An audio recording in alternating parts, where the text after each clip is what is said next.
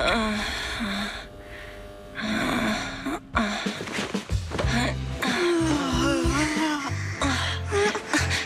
Phaethon, this time let me. Vivian? Vivian?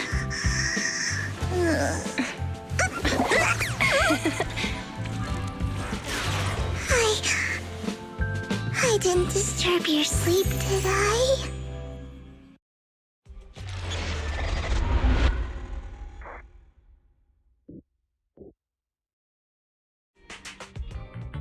When I got here, the other Lord Phaethon said you were resting on the couch and just let me in. I meant to keep you company while you slept, but then I dozed off myself. Ugh. I was going to sit here looking super cute, hands cupping my face. You know, like the #1 sleepy face I want to wake up to pose. I can't believe I ended up falling asleep myself.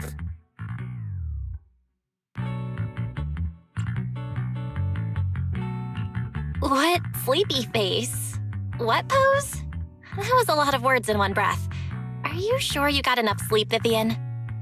No, Lord Phaethon. I was just worried that I had disturbed your rest. Just being able to see you sleeping peacefully is already the highlight of my day. No, my entire month. Though it is a bit late, but... Good morning, Lord Phaethon.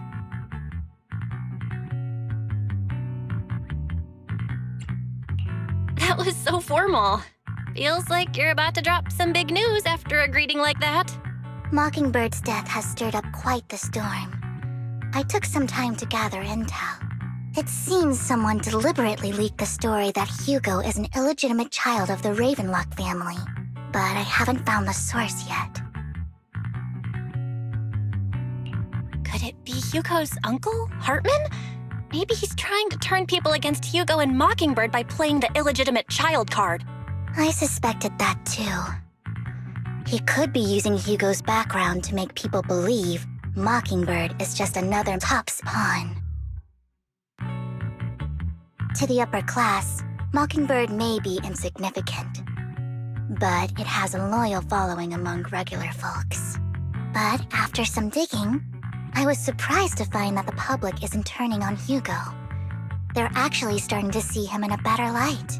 Some people feel bad for him, some relate to his struggles, and Hartman's the one getting all the heat. Public outcry against Hartman is growing, with many believing he murdered Hugo for his own selfish gain. Tops is hosting an industry summit this week, a responsibility usually handled by the Ravenlocks. But my sources tell me another family has taken over this year at the last minute. If I'm not mistaken, Tops is intentionally keeping its distance from the Ravenlock family due to the current public sentiment.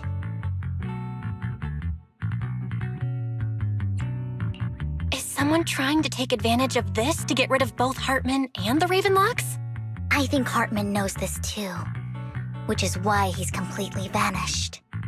No matter how hard I search, I can't find a single trace of him. Hartman must have taken the sacrifice core. Now that he holds this bargaining chip, he is definitely going to negotiate his way out of this with the Exaltists. Sorry for interrupting, Vivian, but I need a quick word with Belle. Oh, no problem at all. I'm sure you have important faith in matters to discuss. Take your time. I'll just be waiting outside. We can't make our guest wait outside. Belle and I will step out instead. Oh, don't mind me, Lord Phaethon. I wanted to browse the videotapes anyway. I'll be right here. Just let me know when you're done. Belle, Lycon's outside the video store. He knows Vivian is with us, so he's hesitant about coming in. He's stressing over what he did to Hugo in front of Vivian, but he really needs to talk to us. Maybe you should go speak with him first. I'll go talk to Lycon. Honestly, neither he nor Vivian is at fault. As proxies, it's our job to be the bridge between them.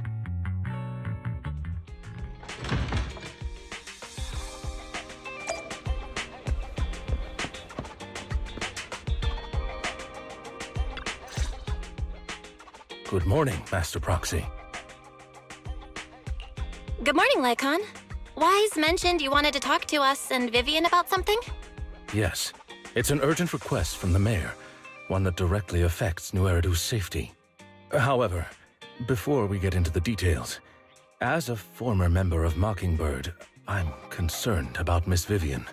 Hugo made many mistakes and betrayed the principles of Mockingbird, but I'm certain he didn't intend to put Miss Vivian or you in danger.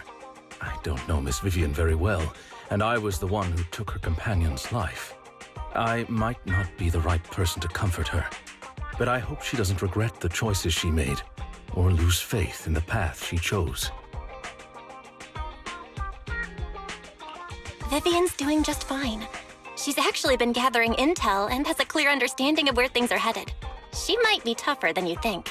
If you're really concerned, why not just talk to her directly? If you'd like to apologize, it should be face-to-face, right? That's reassuring to hear. I trust your judgment. You've always had a sharp eye for people. Would you mind coming in with me? I'd like to apologize to Miss Vivian in person. No problem, but I'll be staying neutral. Everyone has their own stance on this, and I get where both of you are coming from. As a proxy, I'm just here to make sure you have an open conversation. I'm not taking sides. I respect that. Thank you.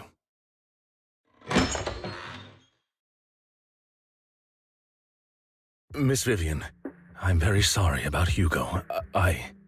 You don't have to explain anything. I'm also part of Mockingbird. Mockingbird stands on more than just gain, so it won't fall when fortunes shift. Hugo had his fixations and ambitions. I also have things I must see through. I'm determined to get to the bottom of the Exaltus and the sacrifices. Miss Vivian, as a former member of Mockingbird, you have my deepest respect. You have my word, whatever comes next. I would never harm you or Master Proxy. As for Hugo, please accept my condolences. Condolences? That's not necessary. Mockingbird has plenty of tricks up its sleeves. This isn't the kind of act that ends so easily. Wouldn't you agree? You're right. Huh? That's it? You two just figured it out? Oh, that was fast. Master Proxy, I believe we all share the same goal. Uncover the truth of the Exaltists and the sacrifices. The mayor has tasked me with inviting you to take on this mission, and hopes we can work together moving forward. If the mayor wants to work with us, I trust he will demonstrate his sincerity in kind. Mockingbird will not serve as a pawn for the powerful. That will never change. Of course. While the mayor cannot handle this personally, he will make sure we have all the intel and support we need. Miss Vivian, I know you have your own intelligence network, but for some high-profile shady dealings, perhaps the mayor can provide you a different perspective. Please, take your time to discuss. If you're open to collaborating, I'll set up a call with the mayor so he can speak with you both directly. I need to discuss this with Wise and Vivian. With so many people involved in this, we need to be very careful. Of course, I completely understand. When you've made up your minds, you can find me at the Ballet Twins.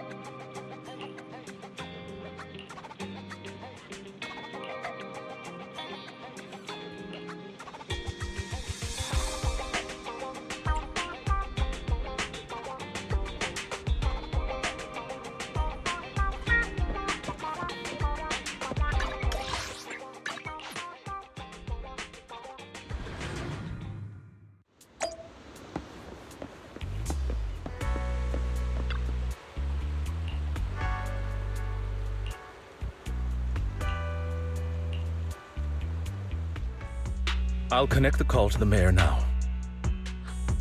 My dear friends, I'm glad you're willing to keep working with me. I'm truly sorry about what happened to Mr. Hugo Vlad. I didn't anticipate things would turn out this way. As mayor, I can't fully condone Mockingbird's actions, but personally, I had a lot of respect for Mr. Hugo Flat. I looked further into Bringer's map. The sacrifices were created by an exaltist named Landon, who was active in Janus Quarter. Mr. Landon passed away in an accident a few years ago. Before he died, he was researching sacrifices and was said to have created a batch of serum that could turn living people into sacrifices. The problem was, the serum wasn't stable, and after his death, the recipe was lost. No one knows what happened to the exaltist in Janus Quarter back then. But it's clear that after the leader died, there haven't been major exaltist activities in the area. Bringer's map marks the locations where the exaltists' most successful attempts at creating sacrifices were. Since this person has already passed away and the exaltists haven't been active around here for a while, then could it be that this is just Hartman acting on his own? Unfortunately, that's not the case. My sources confirmed that Hartman had been secretly in contact with someone, and they only meet inside the Hollow. Is it possible it's someone from TOPS? TOPS is a huge alliance of corporations. They wouldn't bother getting their hands dirty. Instead, they just sit back and reap the rewards. Everything Hartman is doing is to secure his place in TOPS and strengthen his power within the Ravenlock family. If my guess is correct, Hartman has gotten in touch with the remaining members of the Exaltists that used to follow Landon, helping them create new sacrifices. But what's in it for TOPS? There's no way the Exaltists would just hand over their secrets about sacrifices to Hartman, right? A sacrifice outbreak would throw the city into chaos. And that's when TOPS steps in, taking control of the situation on their terms. The public will see the mayor as incompetent, while TOPS comes off as the real protectors of the city. And when that happens, public trust will shift towards TOPS. And Mr. Mayor, you might find yourself in an unfavorable situation. Still sharp as ever, Miss Vivian. So, what exactly do we stand to gain from partnering with you? Please don't tell me you're doing this out of some noble concern for your citizens. I'm not some hero of justice, and I don't believe in lofty ideals or empty promises. We have a common enemy. While our ideologies may differ, we can work together on this. And as proof of good faith, I may not know exactly where Hartman is, but I can fan the flames over Mockingbird's death and escalate conflicts within the Ravenlock family. So it was you behind the rumors. No wonder I couldn't trace the source of the public outcry. I'm not the one who started the rumors. I just helped them spread faster after they leaked. And I pulled a few strings to make sure the story painted Mr. Hugo Vlad as a heroic figure who was unfairly persecuted. As I said before, I had a lot of respect for him, and I'd be happy to clear his name. Now let me lay out my terms for collaboration. After looking into it, I found that the dormant sacrifice you discovered wasn't the only one. There are more places where sacrifices might be lying dormant. Too many eyes are on me right now, so I can't send my own men to deal with it. I'd like to ask you to retrieve the sacrifices from those locations. I'll make sure to dispose of them once you do, so no one will be able to use them again. On top of that, I've asked a friend to help monitor your physical condition, and maybe even uncover more of your potential.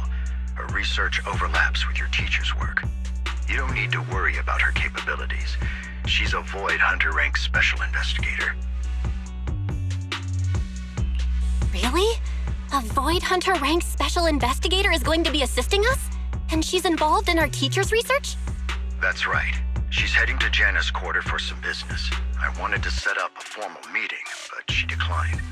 She prefers to assess things on her own and will reach out when the time is right. She'll let you know the details then. So it looks like you both are on board with this commission and ready to help recover the sacrifices? Okay. We don't want new Eridu falling into chaos either. We'll do what we can. I know you won't let me down. Given our positions, we might not be friends, but we're definitely not enemies. I'll leave the rest to you then. I've got to go. Goodbye.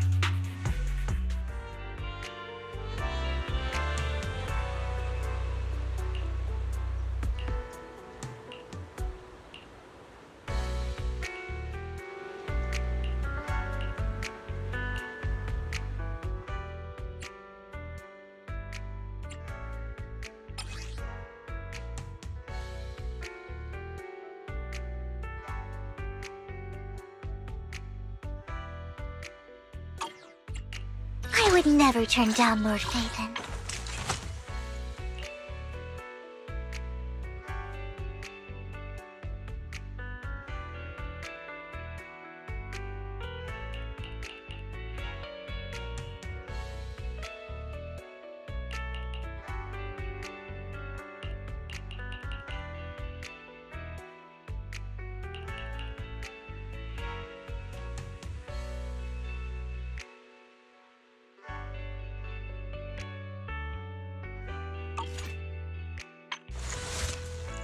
Good day, Lord Only the brave will. I shall follow your orders.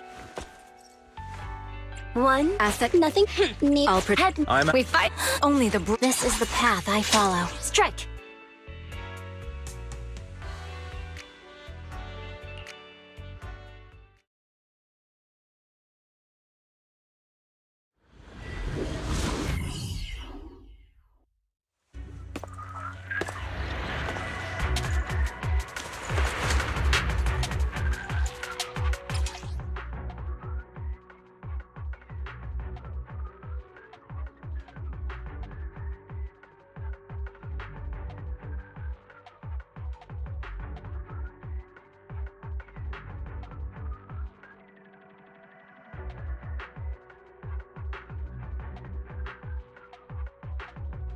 Lord Phaethon, thank you for trusting Mockingbird and me.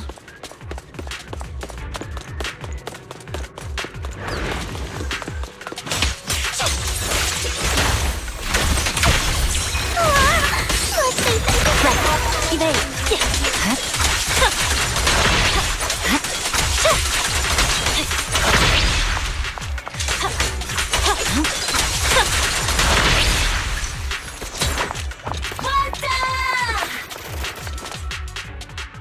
has someone already taken the dormant sacrifice from here? Or did the Exaltus decide to relocate it? No. If these dormant sacrifices aren't handled carefully, they could awaken and turn against anyone nearby. She wouldn't risk moving them unless it was absolutely necessary. Did she realize the mayor was looking into this?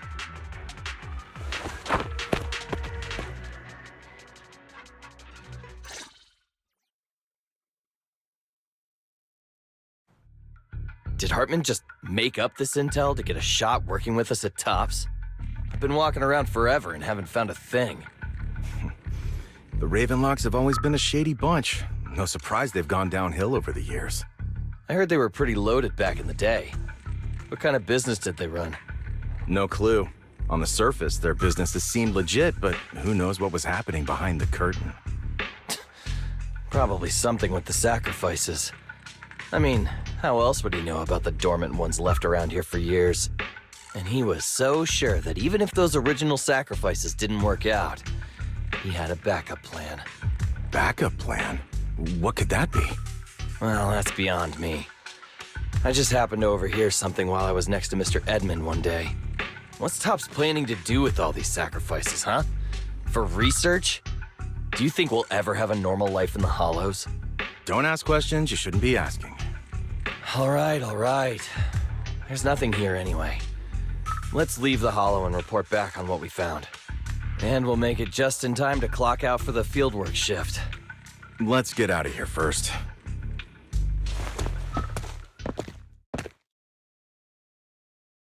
Hartman, that fool.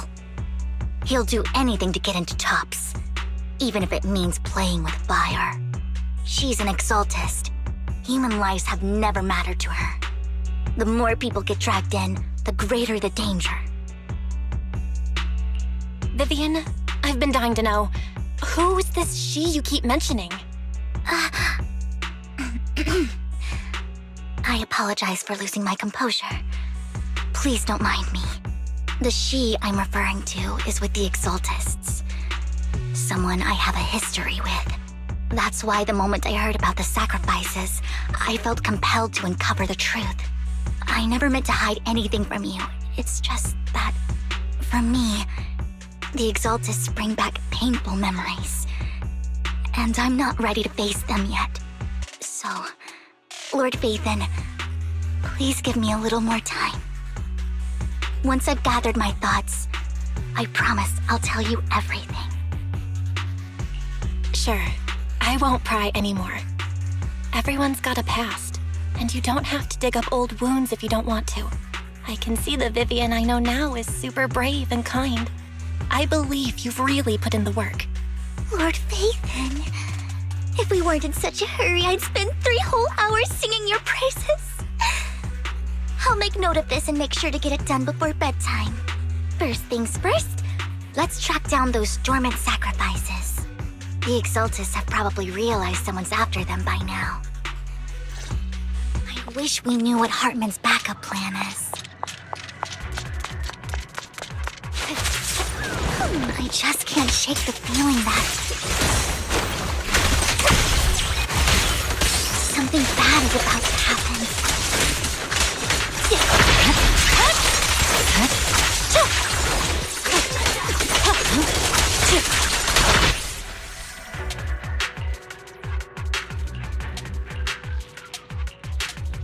Hugo may have done terrible things, but he had his reasons.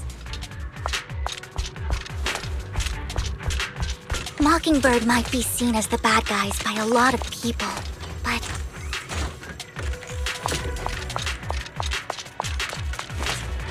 ironically, joining Mockingbird is what put me on the right path.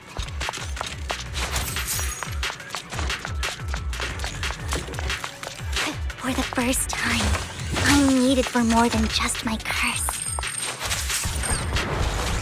Ambush!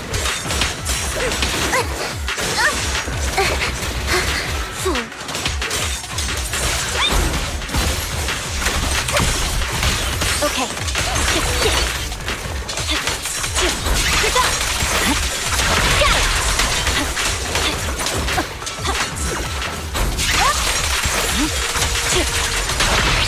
Nothing here either. Are we too late? There's...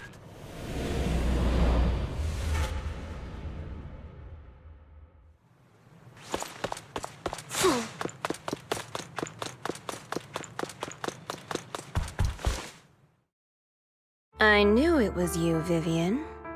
Camille! What are you doing here, sis? Are you destroying the dormant sacrifice? Vivian, don't call me sis. I'm not your sister. Are you trying to stop the Exaltists? I never left the Exaltists. You know what Landon did back then! Lord Landon did it for the Creator. His methods may have been extreme, but they were necessary. Back then, you walked away. You should do the same now. We didn't meet today. Take your friends and leave. What's wrong? Are you being forced into this? I can help you. Help me? Like how you helped her? Vivian, you're crying. You see me, don't you? No, You haven't changed a bit, Vivian. No need to hide your tears. I know exactly what's ahead for me. You've made your choice, and I've made mine. One last piece of advice. Stay out of this. She loathes you. I won't tell her we met today. Don't show yourself around us again. Camille!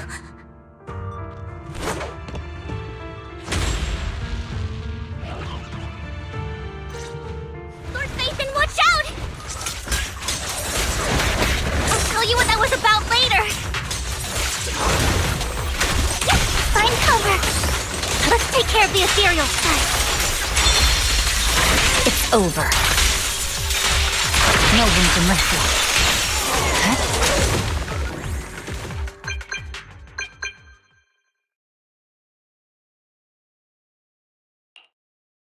You two took longer than I expected. Did something happen? We searched the coordinates the mayor provided. Most of them were already empty. No dormant sacrifices. Camille, the Exaltists have been actively destroying the dormant sacrifices. The Exaltists? There's no reason for them to go after the sacrifices, right? Vivian is telling the truth. I saw it too. And one of them is someone I once knew. I thought she would leave the Exaltists after Landon's death, but she stayed. Do you have a history with the Exaltists, Vivian? When I was a child, I stayed with the Exaltists for a while. Back then, Landon was one of the most respected figures among the Exaltists in this region. A lot happened, and after Landon died, I left. I can't turn a blind eye to the sacrifices. I know all too well how many lives have been lost bringing them into existence. Ever since I learned a sacrifice had appeared in Janus Quarter, I haven't been able to stop worrying. I won't let history repeat itself. That's why I asked Hugo to investigate, starting with the Sacrifice Corps. Vivian. Please stop. I'm not looking for comfort. I'm just recounting the story for you to understand the situation. We've got bigger things to focus on. But when I do need comforting, I'll come straight to you. I hope you'll make time for me, Lord Vathan. Just so you know, I'm not the easiest to console. No worries. I'll totally have your back until you're feeling better. Okay, back to the matter at hand. That conversation between those two TOPS employees back in the Hollow is still bothering me. They said Hartman had a backup plan, and that got me thinking about some news that was quietly swept under the rug. Lately, there have been mining accidents in Ravenlock-controlled areas. Many workers have died. The families were paid off with huge settlements, way more than usual. No protests, no controversy, and the issue was buried. But considering the Ravenlock's financial position, why would they be so generous with payouts? That sounds sketchy. Are you saying they made up the accidents and the workers' deaths? Precisely. I don't think those workers died in mining accidents. I'm planning to reach out to some old friends, see if they've heard anything about this. Do you have time, Lord Vathan? My contacts are just near 6th Street. Care to join me? I'm in. Let's go together.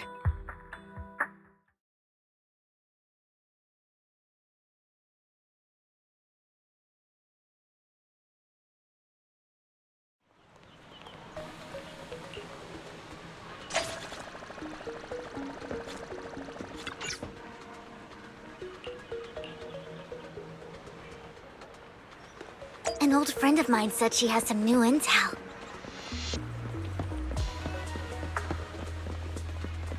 She's like a mentor to me. I learned a lot about data scraping on Internet thanks to her.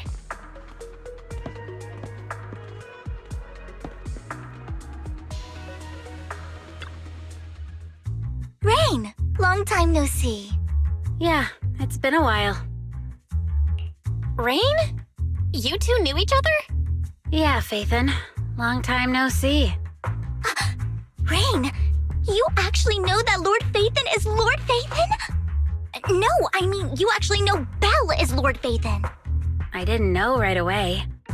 One time, I needed a favor from Nicole. I only found out after meeting them. I mean, who would expect a legendary proxy to be running a video store for a living? Oh, by the way, your idol... Rain, let's not bring up old stuff. Lord Vathan wouldn't be interested in that. Why are you all tense? Right! Lord Vathan lives on 6th Street too and might know your idol. Remember when you traced that post on Internet to 6th Street and actually went to check it out? And you came back all bummed, spouting nonsense. Like there was only a black cat at the location, and maybe your idol is actually a talking cat. Or something like that. I know that black cat. I'm always sneaking at snacks. Lord Vathan, please, let's drop this topic. Come on, Vivian. It's been years, and you still won't say who your idol is. If you'd just let me, I'd have tracked them down ages ago. I get it. You want to find the person who's important to you on your own. But you've tried so hard already. It's okay to lean on me a little, you know. I'm sure your idol won't hold it against you. I shouldn't have come to see you. Huh? What's wrong? Hey, Rain. Vivian said you might have some new intel. So let's get to the important stuff first. All right, let's get down to business. Here's something I'm pretty sure about. The Ravenlock family's claim that those missing workers died in an accident? Don't buy it. The last signal from those workers was near the Hollow. Then communication went dark. I think they were taken into the Hollow. And yesterday, I picked up that the Ravenlock family secretly hired some people to search the Hollow's perimeter. I caught a weird distress signal from someone and managed to track down the source. When I tried to reach out, the signal cut out completely. The last trace of the signal was near Lumina Square. Finding someone in real life isn't really my thing, so that's where you come in. Okay, we'll check things out. You just said this is something you're sure of. Do you have anything you are unsure about? I dug up some info online, and one thing stood out. A few days ago, there were some creepy sounds coming from an abandoned warehouse by the port. The place was locked up, so no one could see what was happening inside. Not sure if it's related to your search. If you don't find anything useful around here, it might be worth checking out. Well, that's all I have for you. Thank you, Rain. Don't get all emotional on me now. I'm just helping out a friend. This one's on the house. Consider it payback for the favor you did me last time. But if you still want to find your idol, hit me up. I've been curious for what... All right, don't worry about it. I'll manage it myself. Stop being so nosy, Rain. Nosy? Nah, just professionally curious. What kind of person is worth all this searching, huh? But honestly, whoever they are in real life, they've become a part of you. You've come a long way in this search, Vivian. I much prefer the person you are now. So if you find this person, don't chicken out. Go meet them. People will appreciate you for who you are. Rain. I might not care about the real world or what it'll be like, but I hope everyone I know can live a good life. I'm counting on you to save the world, guys. All right, I have other business to take care of, so I'll leave the rest to you.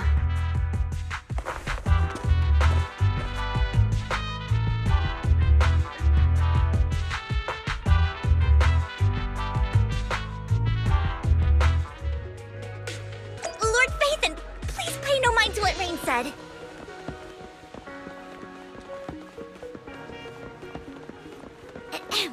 That big guy's up ahead. Let's hurry.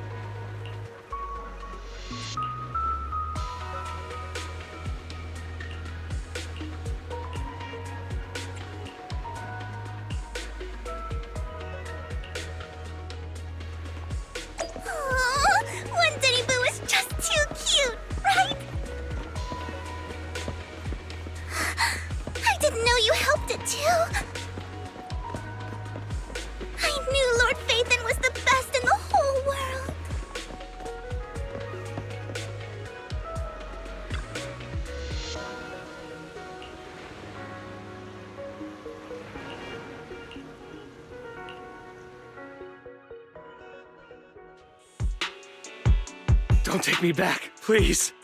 I was wrong. I know I messed up. I don't want your money anymore. Please, no. Calm down. Who are you? I won't say anything. Just let me go. I don't know anything. I swear, I know nothing. We're not PubSec, the HIA, or the Ravenlock family. We won't force you into anything. There's no need to be afraid. What do you want from me then? We simply want to know where the Ravenlock family took you and what they made you do. I can't say. I can't tell you. I have a family. They'll hurt them. You never saw me. Please, just stop asking. Don't you wish to see your family? I don't deserve to see them. It's my fault. I was greedy. I did this to myself. But your family must miss you dearly. I'm sure they won't blame you. No, it's my fault. It's all on me. I don't want to drag them into this. If the whole ship is sinking, no one on board can escape. I'm just a nobody. And right now, there's nothing I can do to change anything. If you care about your family and friends, now is your chance to stop the disaster before it's too late. Even a butterfly flapping its wings can send a tsunami surging across the ocean. No one knows how this will turn out. But if you do nothing now, the only thing waiting for you at the end will be regret. We're not here to turn you in, and we won't force you to confront them. You'll be safe with us. I'll help you return to your family. But you must tell us precisely what happened. Hartman offered a huge amount of money, looking for workers to go into the hollow to guard something. The money was way too good. We all kind of figured something wasn't right. I thought it was just smuggling or guarding some kind of illegal ether resources, so I signed up. After we sent in our applications, Hartman's men took us into the hollow. The first place we went, there was a strange box. When we got there, they handed us some pills, saying they'd improve our aptitude for ether, for us to last longer in the hollow. But after I took them, everything went fuzzy. Something was definitely off about those pills. When I woke up, I saw my coworkers dead in front of me. And there was blood all over my hands. They said something about me being a good experiment, moved me somewhere else, and locked me up. They wanted to inject me with something. I got scared and didn't know what was gonna happen. But then a blonde guy found me, gave me a carrot, and let me go. So I escaped. I didn't want to kill anyone. I don't know. It wasn't your fault that your coworkers died. You were just a tool in their hands. Do you remember the place they first took you? Do you know what was in that box? I only remember the first place was like a rooftop. I think it was on top of a tall building. What exactly was in that box? I can't remember. I'm not lying. Those pills they gave us, they make you hallucinate. I took just one and my mind felt like it wasn't my own. My memories turned into a blur. I'm telling the truth. I'm not trying to run from my mistakes. I just really can't remember what happened. I know you're not lying. We'll arrange for your protection. You can rest easy and recover, and your family won't be dragged into this. Once this is all over, you will be able to reunite with them.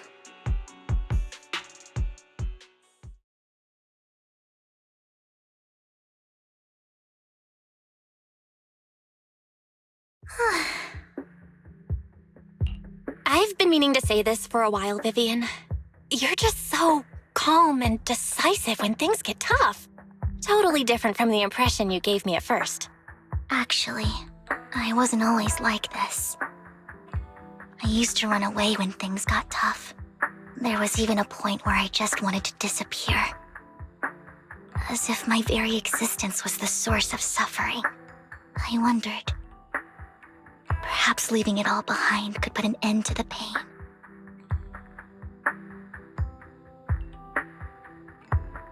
Whoa. It's hard to imagine you like that. I mean, you had this super intimidating vibe when we first met. Well, I was on a mission at the auction when we first met. And just as Rain said, I've come a long way from who I used to be.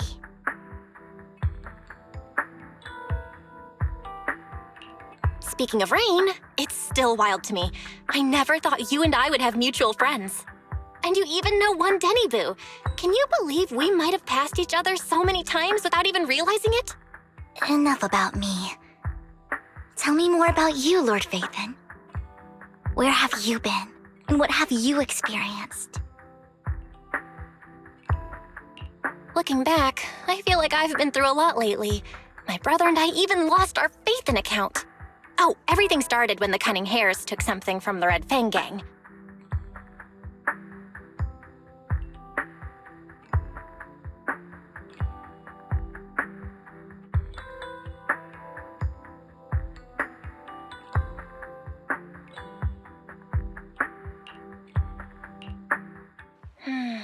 I remember it should be around here. That store's been sitting in my favorites for ages.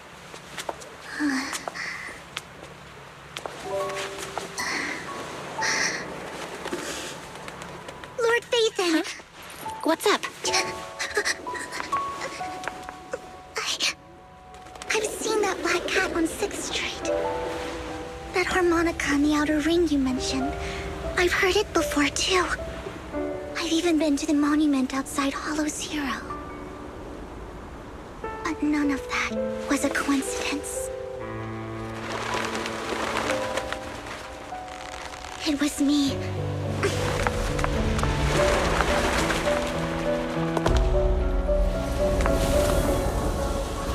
Following you, and now I've finally made it to your side.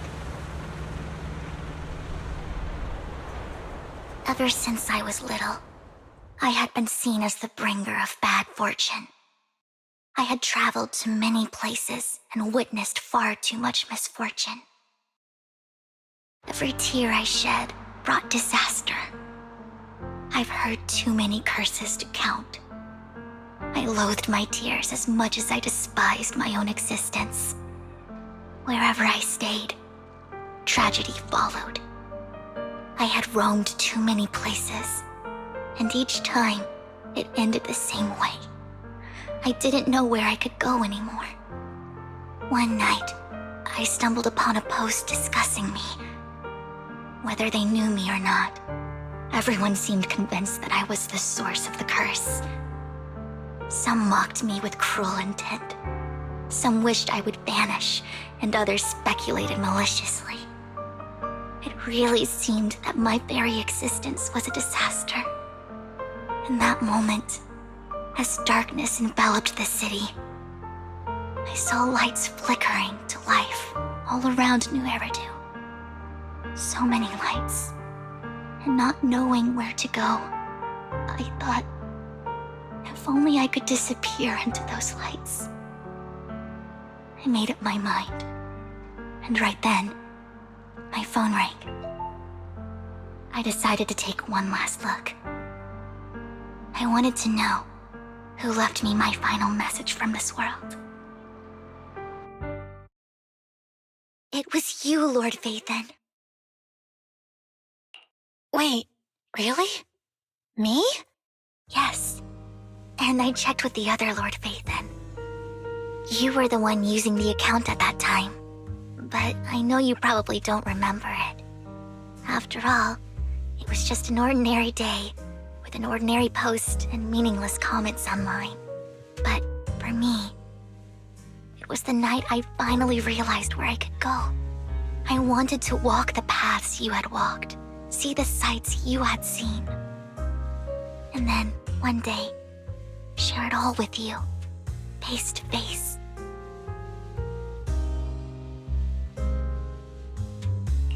What did I even say in that comment? I can't remember off the top of my head. Well, you'll have to figure it out for yourself. I'm not telling you. Huh? No! So, Lord Phaethon, thank you. Not only for that comment you made that day, which was a silver lining for me, but also for giving me the courage to become who I am today. The Vivian standing right in front of you now, Lord Vathan. I truly like who I've become.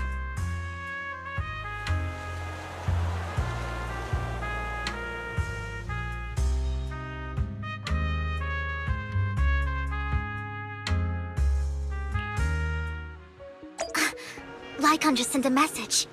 There's an update. Let's head back to the video store and go over the details together.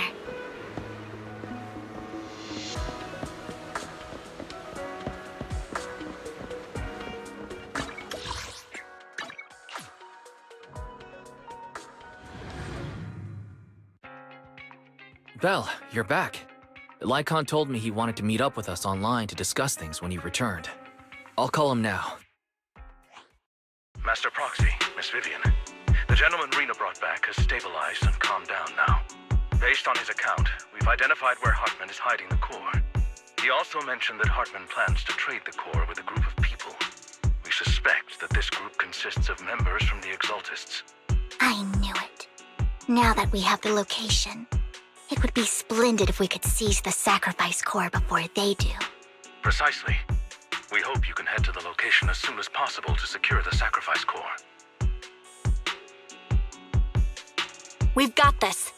I have other matters to attend to, so I'll leave the retrieval of the sacrifice core in your capable hands. The mayor's friend that he mentioned before will also be assisting you this time. The target coordinates have been shared with her, and she'll meet you there. Please ensure your safety, and I wish you all the best.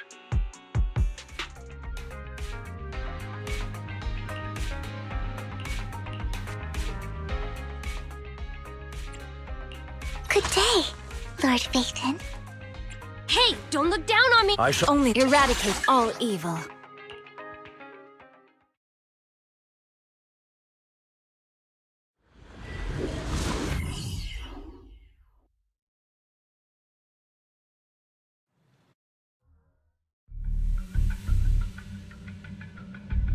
Where's the sacrifice core? Camille, you really think I'd stroll around with something this important? Plus, even though the Ravenlocks and the Exaltists have been working together for ages, I've hardly even met Lady Dina. I'm the one offering the sacrifice core here. I'm curious what Lady Dina's got lined up for me in return? I'm just here to verify that the core you mentioned is real. Once that's sorted, Lady Dina will give you a proper response. Our partnership isn't just talk. We need to be sure you have what we need before moving forward. Sure thing. I'll take you to where I keep the core. Once you verify it's legit, have Lady Dina come over. We'll lay everything on the table face to face. All right, lead the way. It seems Hartman is trying to bargain for more. What a greedy and insatiable man. It's just that... why would they only send Camille for something as important as the sacrifice core? And I can't shake the feeling that Camille doesn't want Hartman and Dina to meet. Why is that? Who's this Dina he just mentioned? Is she the leader of the Exaltists? Kind of. Lord Vathan, I really think we should hurry. We must get to where Hartman keeps the core before anyone else does. I've got a shortcut planned, but there are gonna be ethereals along the way. I'll let you handle them, Vivian. Don't worry, Lord Vathan. You're in capable hands. I'll ensure your safety. Don't touch me. Ethereal! Stay away from Lord Vathan!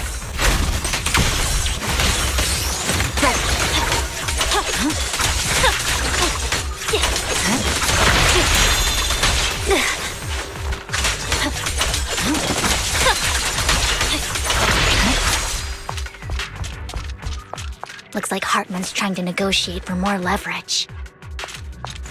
Hi. Let's get out of here before we're spotted.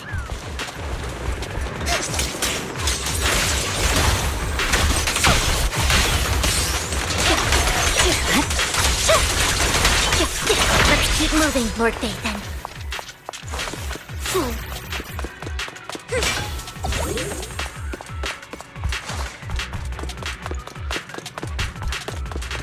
Leave the enemies to me, Lord Phaethon.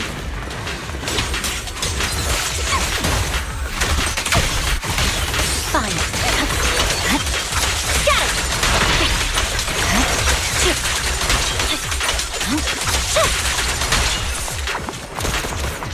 My turn.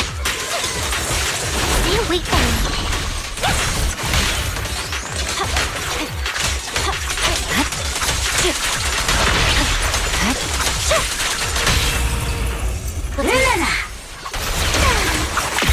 They're still over there. Looks like they're arguing.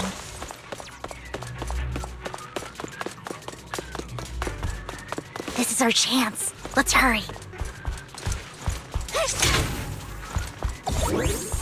No matter who has the sacrifice core, Hartman or the Exaltists, it would be really dangerous.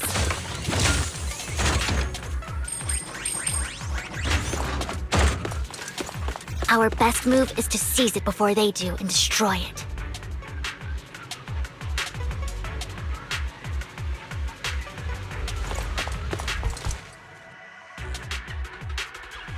Hand over what's in the box. We do this the hard way. You sure talk big, little girl. Let's see if you can get past me first. Let's hurry and secure the sacrifice core.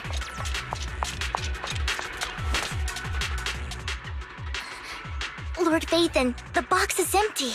So Hartman never kept the core here to begin with? How did you even find your way here?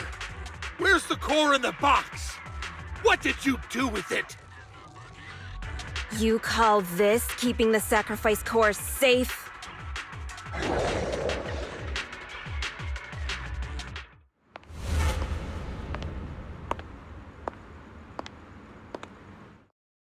Vivian, it's been ages. Dina! Oh my, you actually remember me. So sweet. Look at you, thriving. I thought you'd totally forgotten about our past. So, tell me, do you ever dream about the people you've killed? Are they crying in your head all night? Back then, I had no idea. You had no idea? While you were soaking up all that love from Daddy and everyone else, you had no idea what was going on? I wasn't... Lady Dina, Miss Vivian didn't actually... Camille, when did I say you could meet up with Hartman today? I just wanted to make sure the sacrifice core is legit. I was worried Hartman might try to pull a fast one on us. Really? So loyal. I thought you'd be more like the old days. Just a few words from Vivian, and you'd be plotting my demise. Just like what you did with Father. I won't, Lady Dina. Don't even think about betraying me, Camille. You owe me for what went down back then. However, I do understand your worries. This core, it's fake. No way! I got this straight from Hugo. It can't be fake. How can you just claim it's fake without any proof? Ugh, seriously?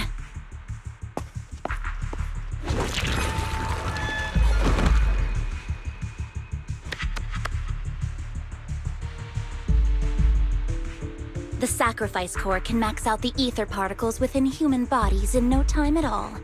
But look at your little subordinate. How uncouth. He's making noises like some animal. Can you shut him up? So annoying. The masterpiece Father made for the Creator isn't this worthless piece of junk you're holding. So, the real core. Vivian, where do you think the sacrifice core is really at? I don't know. If I knew where the real core was, I'd destroy it without a second thought. Dina, you understand what the sacrifices are. And you know those who were blessed should not have to endure such horrors. Oh, They shouldn't have suffered those horrors. Weren't you the one who decided if they'd be blessed or not? If it weren't for your tears, how would they have encountered such misfortune? How self-righteous, Vivian. Their fates were in your hands. It was you who brought disaster on them. Landon just needed an excuse. He needed someone to blame. Whether I shed tears or not, he'd treat living beings as mere subjects for his sacrifice experiments. Dina, you know all of this. Landon even went so far as to sacrifice you. Shut up, shut up, shut up! Father did it for his great cause. Vivian, why do you always mess everything up for me? Everything! You did it before, and now again! You just had to ruin my plan. I was so close to fulfilling Father's last wish. If you don't give me the sacrifice core, be prepared to become food for the ethereals. I told you I don't have the sacrifice core. Otherwise, I would have destroyed it already. Lord Phaethon, find the right moment to retreat.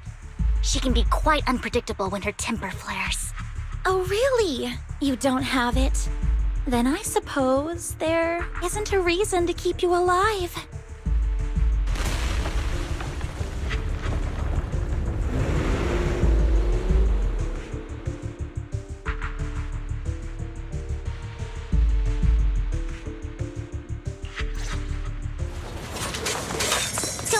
More ethereals are coming.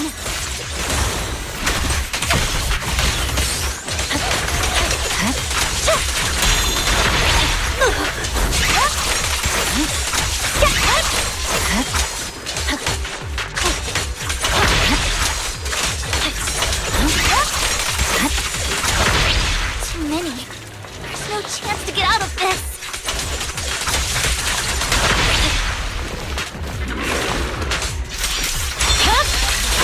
Weakling. Oh my. Oh, Belle. Fine.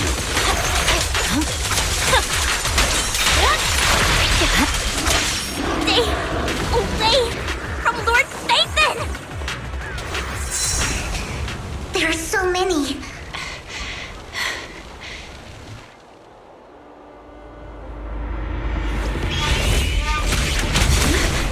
It's ink.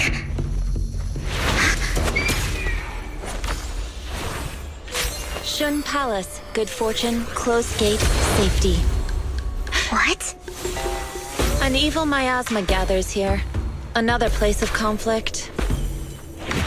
If you wish to avoid disaster, then head southeast.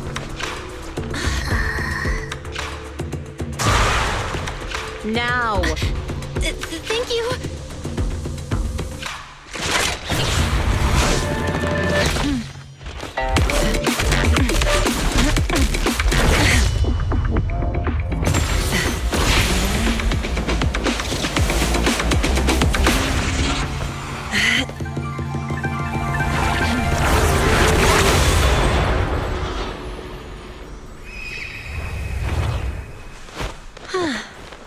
Finally, peace and quiet.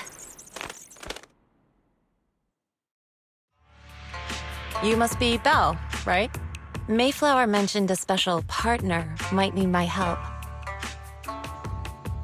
Can I ask, who are you? I'm the 13th generation master of Yunque Summit. You can call me Yixuan. Mayflower passed along your info, and I was curious what kind of person you are, so I came to see. At first, I thought it might be a hassle, but your energy feels really calming. Quite nice, actually. Oh, so you're the investigator the mayor talked about. Yes. He also asked me to be your temporary teacher and offer you a bit of guidance.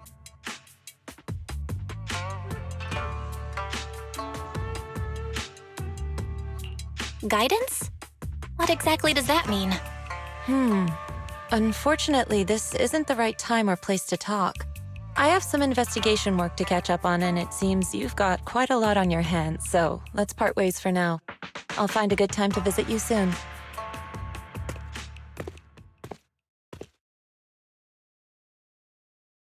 I'm so sorry, Lord Phaethon. I'm just not feeling very well. I think I'll head back for now.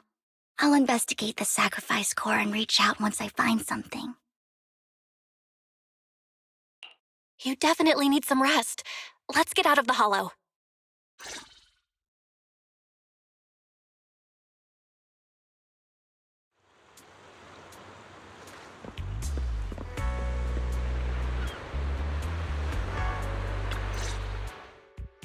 Lord Vathan, are you going to rest now?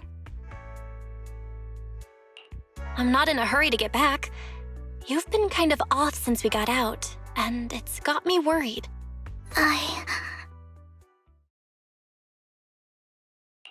If something's bugging you, just spill it if you want to. I'm a pretty good listener, you know. I didn't mean to keep my past from you, Lord Vathan. When I was little, people thought I brought misfortune, so no matter where I went, no one wanted me around for long. Then, one day, Landon adopted me and brought me to the Exaltists. There, I met Dina, who was so kind to me, treating me like a dear sister.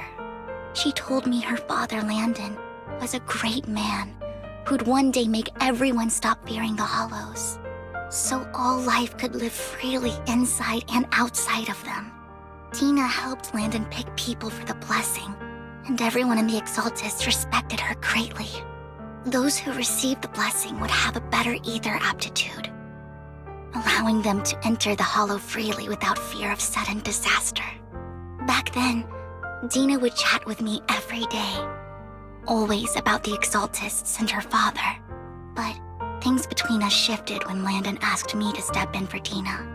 Landon told me I didn't only bring misfortune, and that if I listened to him, I could actually help people. After that, he'd take me to meet people, and if I shed tears, he'd give them a blessing medicine. Those who got the blessing could dodge calamities. At first, I was ecstatic, thinking I could help others. I shared my joy with Dina, but that was when she started to pull away from me. The blessing medicine. Please tell me that wasn't the sacrifice serum Bringer had. Yes, to be precise, it was an early version of the sacrifice serum. Landon's medicine wasn't stable. The medicine Landon developed could boost abilities quickly, but also sped up the development of ether corruption. In the end, most people turned into ethereals, and a few became sacrifices, losing all human consciousness. The ethereals were killed while the sacrifices were given to the higher-ups of the Exaltists. The Exaltists wanted the sacrifices to hold human consciousness, so Landon's medicine was seen as a failure, and he gradually lost influence within the Exaltists. One day, I saw Dina, and tears streamed down my face. In a bid to save his reputation, Landon decided to let his own daughter receive the blessing. I had always thought that getting the blessing was a good thing, until I saw terror in Dina's eyes that day. That evening, I broke Landon's rules for the first time and followed him out of the Exaltist's residence. I trailed him to the Hollow, where I witnessed someone who had been blessed becoming corrupted. In the end, that person became an ethereal. Then, without hesitation, Landon killed him. Before Landon returned, I went back to the residence and snuck into his study. And there, I uncovered the truths I just told you. And just a few days later, it was time for Dina to be blessed. I wanted to save her and stop anyone else from getting deceived. So, that day, I told everyone present that Landon should be the one to receive the blessing, not Dina. At first, Landon argued, and no one believed me. But, in front of them all, I looked at him and let my tears fall.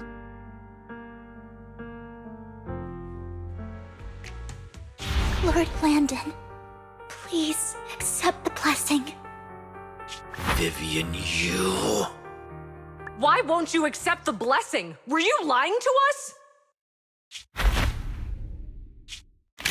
Ungrateful fools! You have no use anymore! Liar!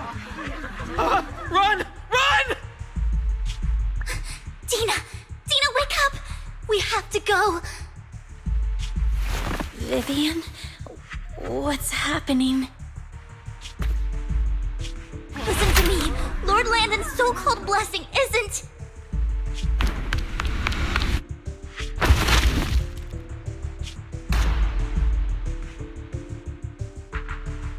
Father!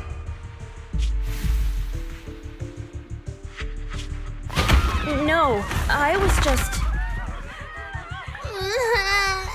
Mom, I want to go home. It's got nothing to do with us. This is just what happens when you don't accept the blessing. Vivian, was this you? Tina, I just didn't want you to accept the blessing. Everyone who does ends up... I just don't want to lose my father. You knew? If you knew what he's done, you... He's my father. He's all I have. Stop being self-righteous, Vivian. You only ever bring misfortune.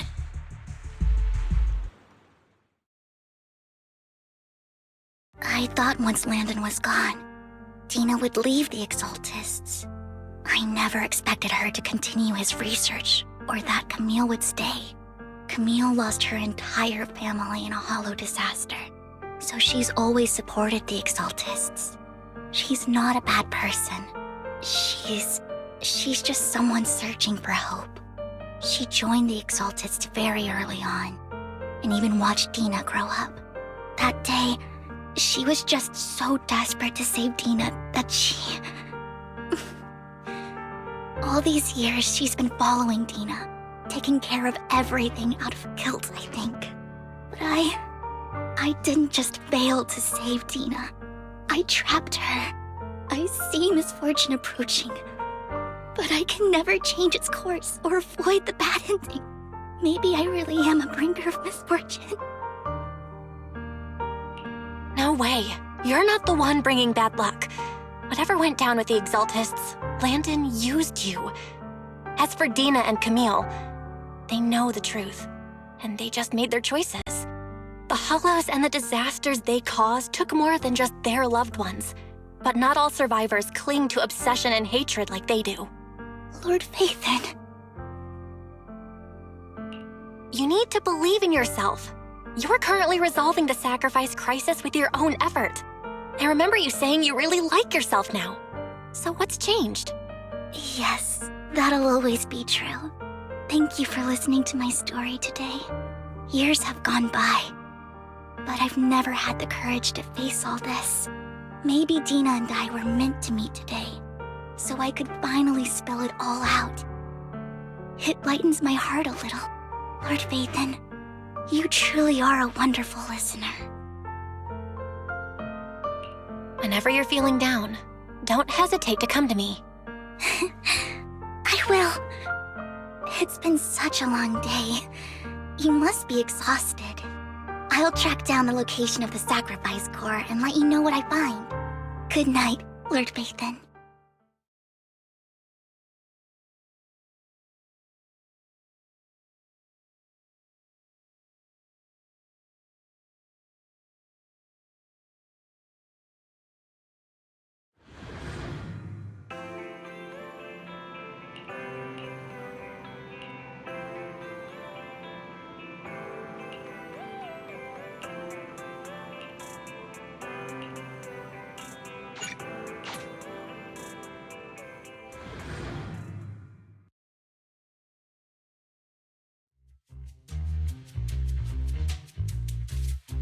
Shawl, I didn't expect you to be working here. Perfect. I was just covering someone's shift. The screening here is super strict, and I was afraid the supervisor would realize I was new and subbing for someone, so I hid in the control room during the supervisor's inspection. So I happened to bump into this guy, a blonde man wearing a hat, and I think he was checking some footage. Then he logged that footage into the tape he brought. Later, I found that part of the footage had been wiped. Blonde, wearing a hat. Could it be Hugo? Do you know him? I think it's him. If it were Hugo... I think I know where he would hide the tape. Thank you, Shaw. You were a big help. Great! You also helped me a lot when I started working. I used to make mistakes all the time. If it weren't for you cleaning up my messes, I would have been fired ages ago. So I'm happy I could help you too.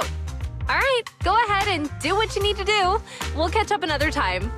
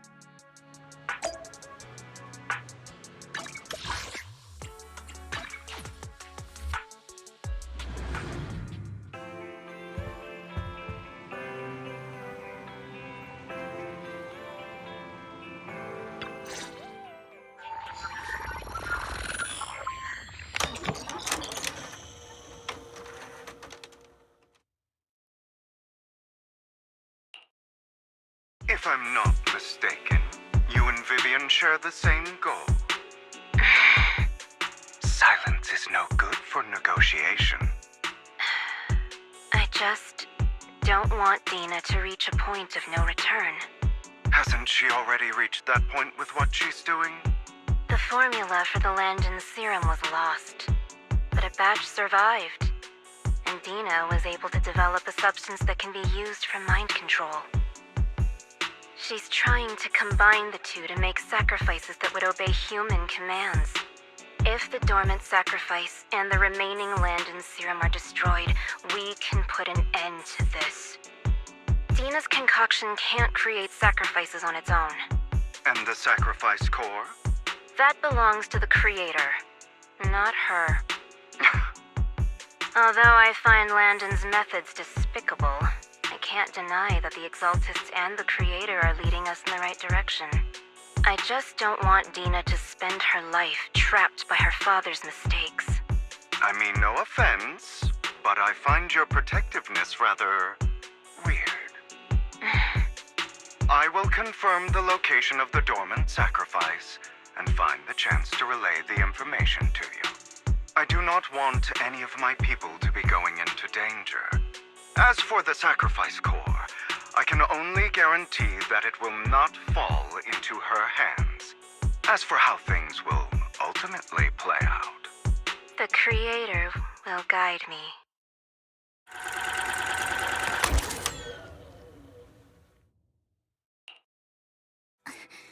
Camille was actually destroying the dormant sacrifice? Now Camille's actions make sense. But why did Hugo never tell us? Hugo... Belle, Lycon said there's something urgent he needs to discuss with us right now.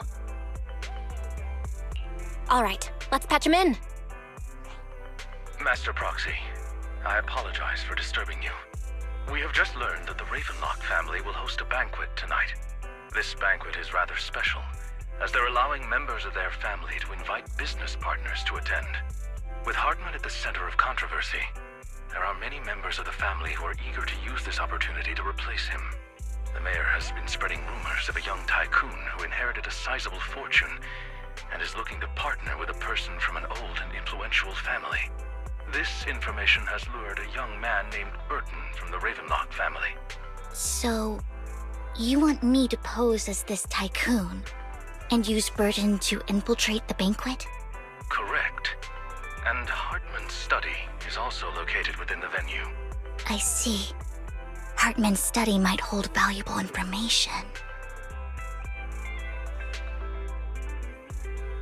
So, what should I do? You can attend as her +1. +1? Lord Phaethon, please go with me! Master Proxy, it seems Miss Vivian requires your presence, so... Yes, just your presence will help me immensely!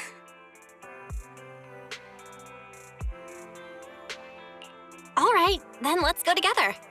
I'll send you the time and place for the meeting with Burton. If you encounter any danger, please evacuate immediately or contact me for backup. I hope everything goes well for you tonight.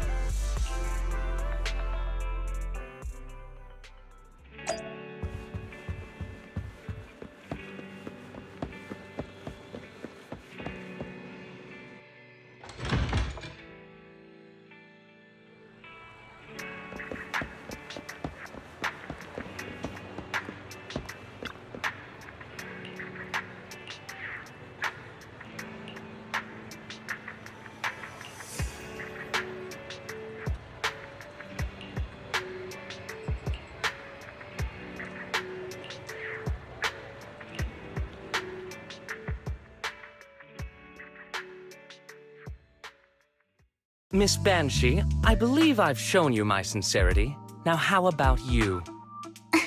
Sincerity? My presence here is a show of sincerity. If we're to work together, Miss Banshee, you should drop your pretentious act. I am well aware of the ways of the Ravenlock family.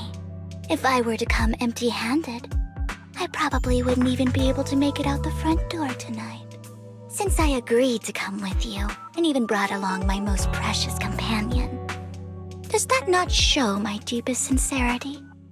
No need for such an off-color joke. Our door is always open for those coming or going. We both know what's what, so let's cut the small talk. I know far more about how the Ravenlock family made their fortune than most here.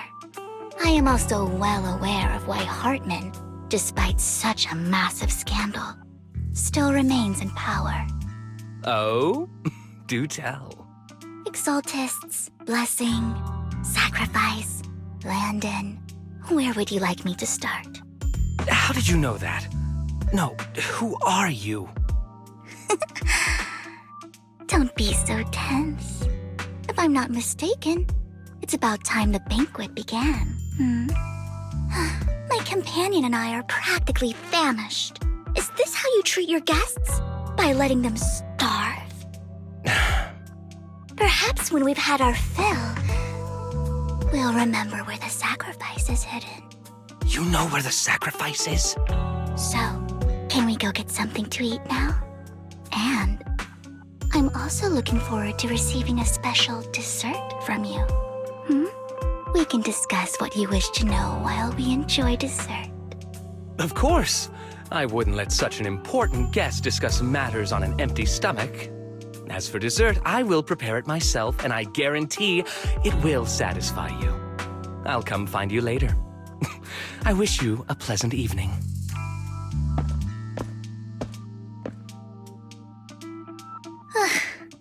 These kinds of people are exhausting to deal with. I really don't know how Hugo used to put up with it.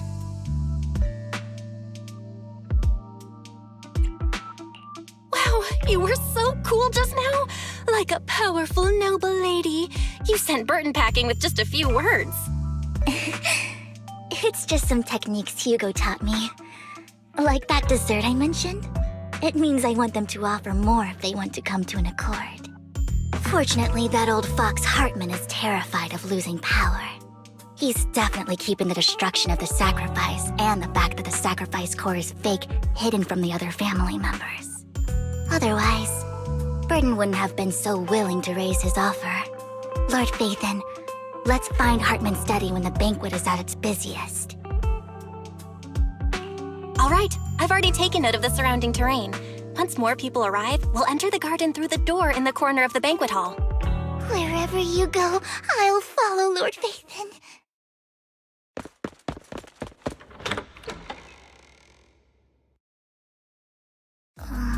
Isn't this going a bit too well?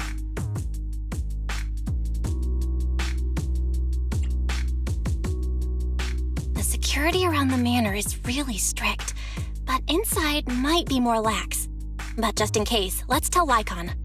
Right. Having some backup would be safer. Let's check Hartman's recent correspondences for clues. I still have concerns about the sacrifice core. Right. Though the core he gave Dina was fake, Hartman might have left a trick up his sleeve and hid the real one. Then let's split up.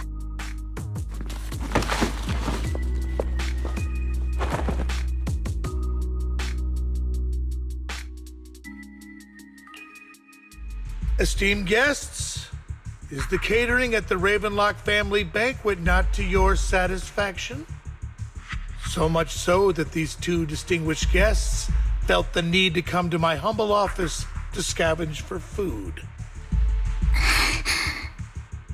Don't want to come out? Well, after all, you don't have long left. Burton, that greedy idiot, fell for the mayor's trap. But I never expected that he would bring you into my territory. I suppose I should thank him. Otherwise, I would have had to go to great lengths to eliminate you. Vivian, Phaethon, give Hugo my regards. Tell him I shall be taking the wealth and power of the Ravenlock family for myself.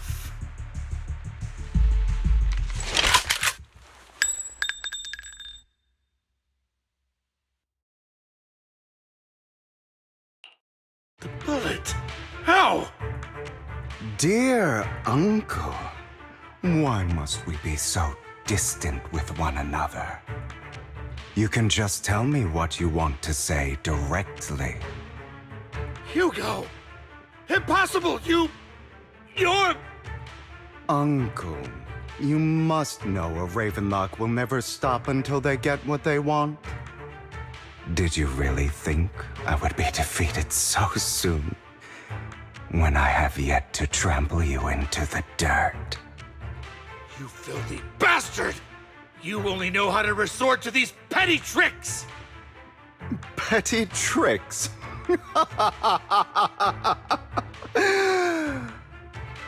Perhaps you'd like to know what I managed to accomplish using this faked death of mine.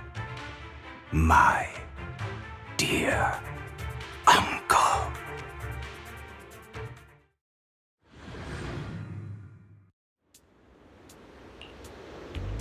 Faking my own death. Hope it's all worth the theatrics in the end.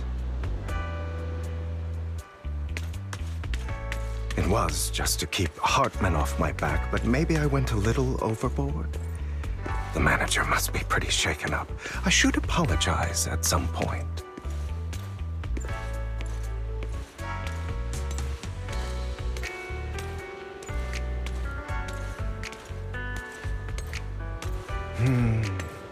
Guess I'll also bring Lycon along. He's my partner in crime, after all. You're late.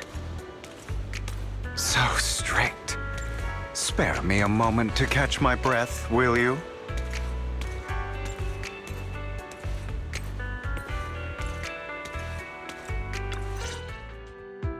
You're taking longer to rest than I expected. Lycon, You think too highly of my physical capabilities. Well, thank you for your cooperation. I must say, if nothing else, at least your acting skills have improved. Why do you look so angry? You should be happy. We pulled that off together with flawless teamwork and managed to fool everyone. Drop your foolish facade. I'm glad you still remember the code we set all those years ago. And thank you for ensuring your sleight of hand didn't deteriorate. Oh, right. I should also thank the blood bag hidden in my clothes and our other props. Do you remember when we last used this trick? It was probably ages ago. Sometimes I really don't understand you. Have you never thought about what the consequences would be if I didn't understand your code? If I decided against helping you? Or if I just couldn't control my strength properly? You'd understand it. Of course, if things really did go awry, I had alternative plans. You wouldn't be so arrogant as to think I'd bet everything on you, would you? You're insane. No, I'm flattered. So what exactly is the purpose behind all this? Surely after going to such great lengths to erase your own existence, you don't just plan to hide here and reminisce about the past with me. Don't try to brush this off. I've already helped you enact your plan. Tell me the truth. Don't get your tail in a twist. I have more plans that require your assistance, so naturally I would not hide anything from you. Simply put, as things stand, whether as Hugo Vlad or as Mockingbird, I am doomed to die. Seems you've made quite a few enemies. As a member of the Ravenlock family, I negotiated with Edmund and managed to obtain resources from Tops for my future plans. I also confirmed what attitude they held toward your master, the Mayflower family. Meanwhile, I used my identity in Mockingbird to strike a deal with Hartman and gather information on their collaboration with the remnants of the Exaltists. That's where I got my intel on what Bringer left. Oh, by the way, the crime declaration letter that your dear mayor received, that was also sent by yours truly. He's probably figured that out by now, right? Though I'm not sure if he told you. The mayor learned about the sacrifice attacks through his own means, but lacked an opportunity to take action. That warning letter was precisely what he needed. You aren't hopeless yet. How delightful. In short, I'm more well-informed than your lot because I get around, dealing with all these different important figures. But of course, it comes at a cost. It's only fair. After all, you can't hide the smoke from a wildfire. Rather than trying to carefully tame it and risk setting yourself alight, it's better to let it burn free. When I helped you put on your little act, killing you in front of everyone, you left the sacrifice core to Hartman. That was intentional too, then? Oh, yes. And it worked like a charm, didn't it? Now no one cares for me anymore, and all eyes are on Hartman. A perfect situation for keeping the Ravenlock family in check while dealing a cutting blow to the Exaltists behind them. Another crucial point is Vivian and Phaethon. I must sever any ties they have with me or Mockingbird. Although I feel bad for Phaethon about what happened, but it had to be done. That's the only way they would be safe, allowing the plan to continue. I noticed that you never turned your blade toward Master Proxy. So, those words you said back then were also... I will bloody my hands. I will carry the weight of my sins. I will become the Abyss. Obviously, it was all an act. My acting has always been impeccable, as you know. Hugo, you're taking such a tremendous risk. Why? Would you believe me if I said it's for justice? But unfortunately, it's not. I want revenge on the Ravenlock family. And I will make sure that despicable excuse for a human being, Hartman, suffers a slow, torturous end. Of course. I also promised Vivian that I would help her investigate the whole thing with the Exaltists. That's all. You don't look too good. Is it your wounds? No. This is the first problem I plan to resolve. Lycon, do you have a place that is sufficiently discreet, quiet, and can take a lot of damage?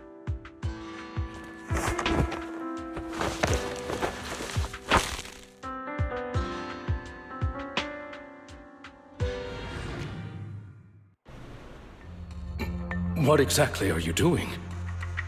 Don't look at me like that. If I didn't have to do this, I wouldn't.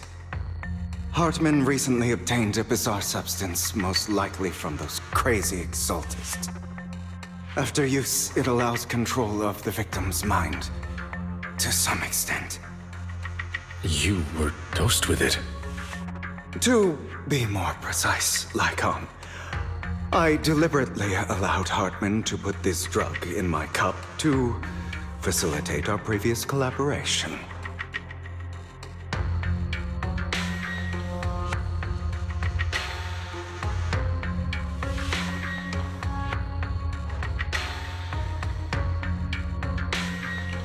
After finding out about it, I quickly found someone to help analyze its composition.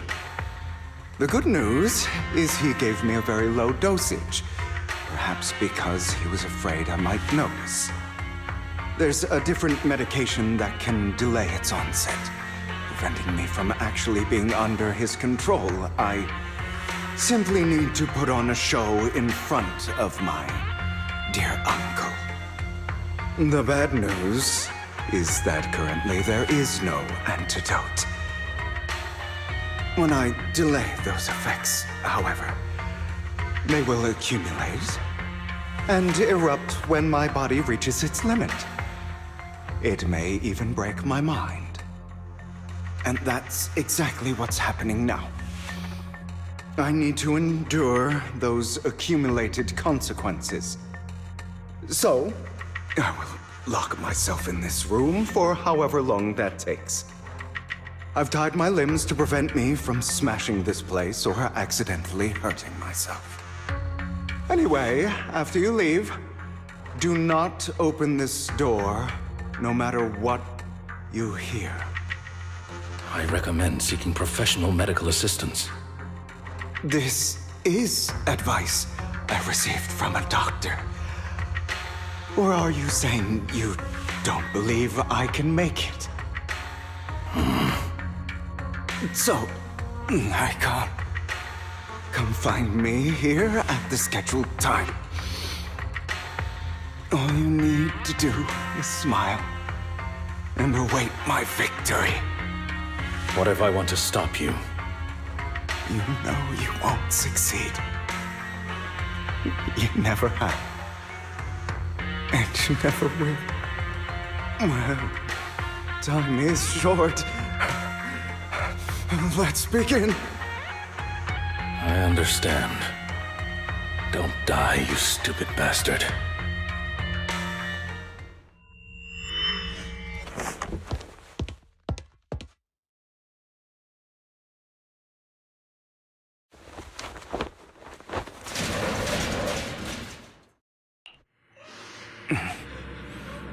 Is this because the side effects haven't worn off yet? Lycon's late. I'm surprised. Or is something wrong with time itself? Looks like someone's over there. Might as well go ask.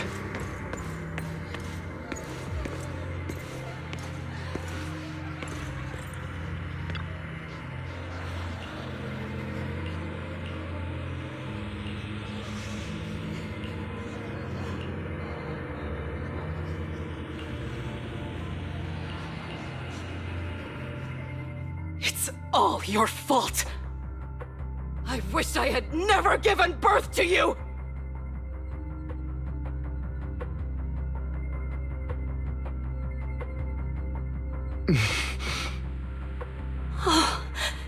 Everything will get better if you just die, right? If you die, he'll come back. We'll have another, more perfect child. One who will inherit the Ravenlock family bloodline. Then I'll be able to escape this pain. So, Hugo, for the sake of Mommy's happiness, just die, okay?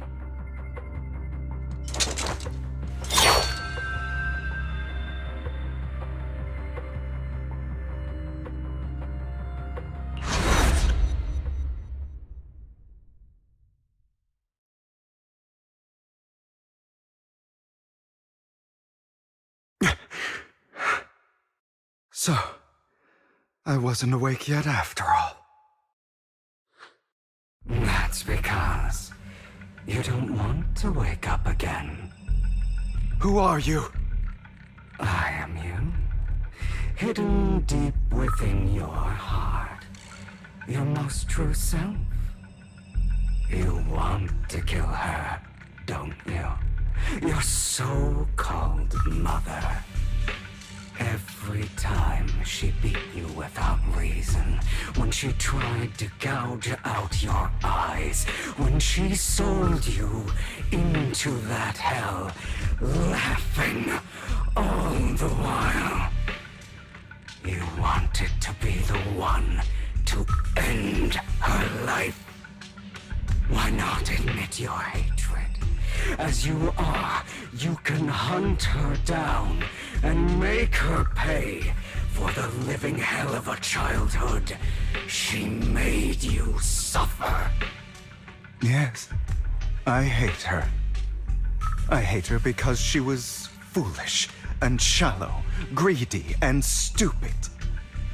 I hate her because she doesn't deserve to be a mother.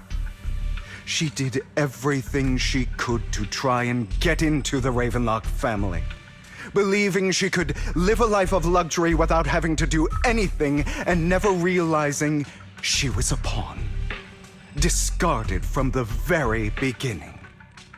So she chose to blame me. Blame me for my heterochromia.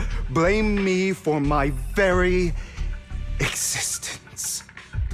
But I won't kill her, because I know it won't change anything. She was incapable of loving me, just as she is incapable of loving herself. Have you been brainwashed by that dog? Keeping up the act of being some magnanimous and forgiving fool? Don't compare us. I've simply come to understand love or hate. I make my own choices, and they have nothing to do with anyone else. She sold you to the Ravenlock family for a huge sum of money. She used that money to start a new life without you. While she was indulging herself, you were going through hell in the Ravenlock Manor. Does it not torment you? Do you not feel the hatred? Do you not want to demand answers? Kill her. Only by killing her can you be truly free. For a long time, I thought the same way.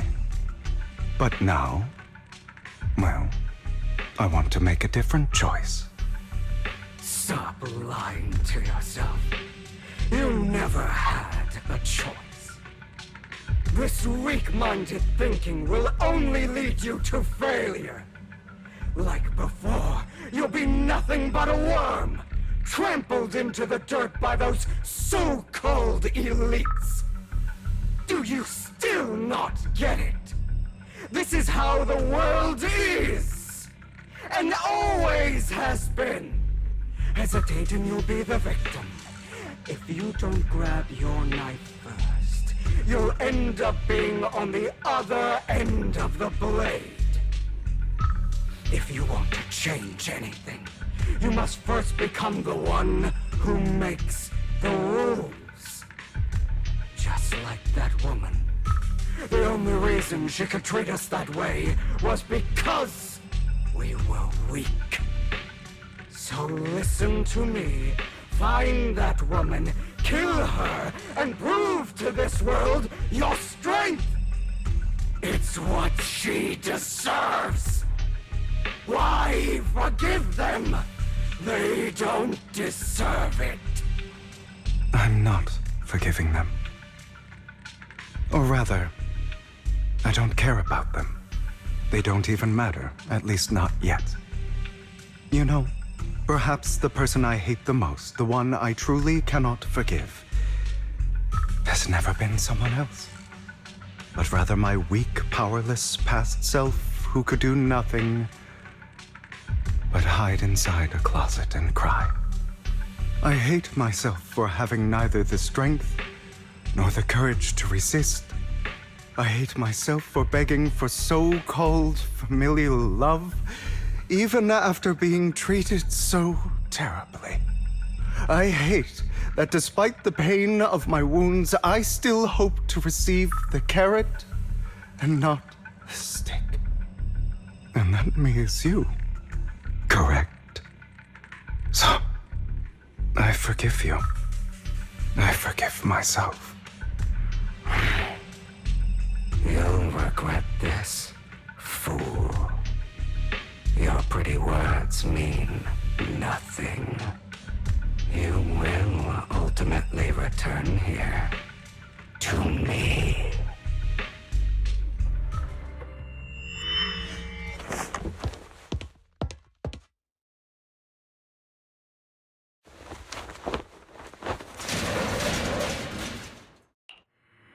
I see. This is still an illusion. I wonder who's going to show up this time.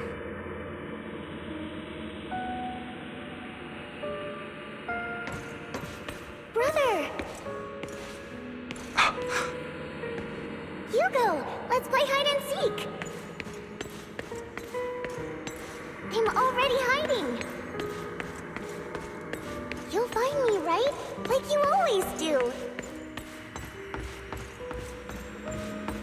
Serena.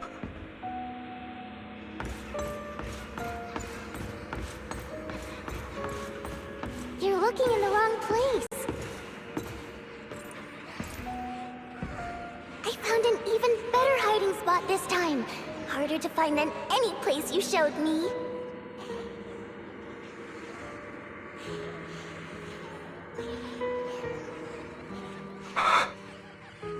Hey, Hugo. Do you ever wonder why I had to die? It was because of me. That's right. It was because of you. It's all your fault. If only you didn't exist, I wouldn't have had to suffer.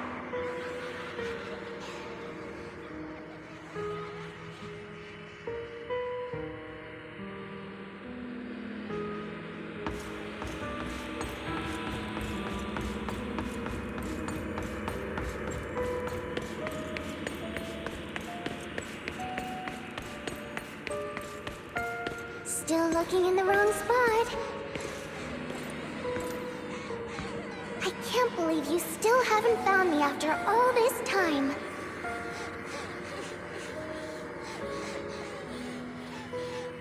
Have you forgotten about me?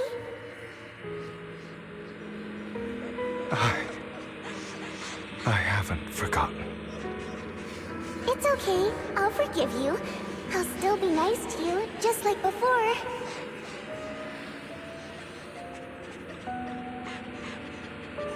I was the only one who was ever nice to you, wasn't I?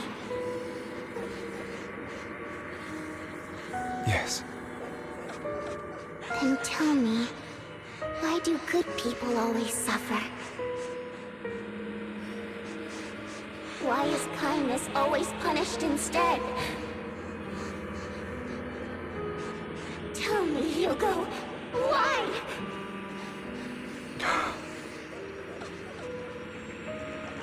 Hugo, are you lost? Go back the way you came. I left you a surprise there.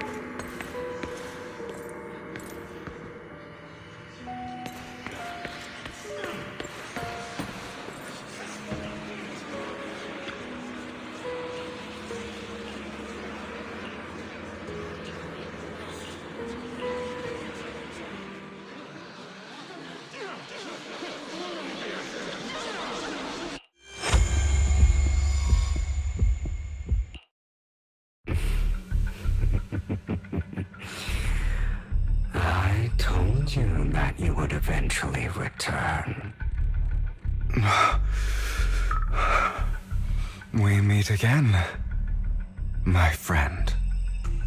I told you, I am you. The side of you that you've always tried to deny existed.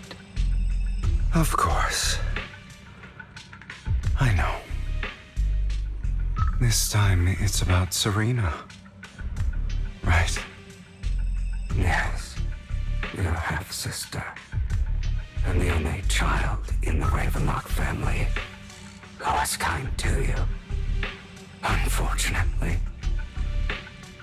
it was her kindness that led to her untimely death. It was my fault. I don't like the way you blame yourself. Because that means I'm to blame as well. And I don't think I did anything wrong. Your mother sold you to the Ravenlocks. And your father, he saw your talent and wanted to use you to push the other children into competing with each other. My brothers and sisters wanted to get rid of me from the moment they first saw me. In their eyes, you were no more than a slave. But Serena dared to treat you, a slave, as if you were human. And so, she was fated to die. They tried to kill me many times, but I was careful, and they did not succeed. So they killed Serena, who was weaker, an easier target, and pinned everything on you. Serena died in your place.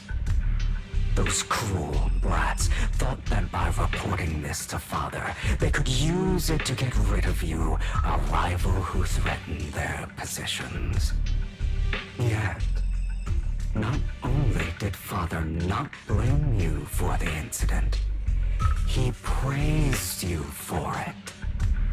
In this world, only the ruthless, cruel, and merciless can stand at the top. And that's exactly what you managed to live up to, no? You found a perfect opportunity thereafter to catch the ringleader of the group who framed you and almost beat him to death.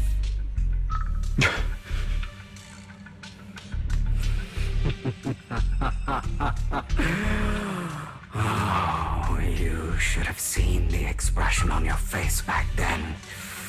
Oh, crazed and manic with utmost delight. I don't remember that.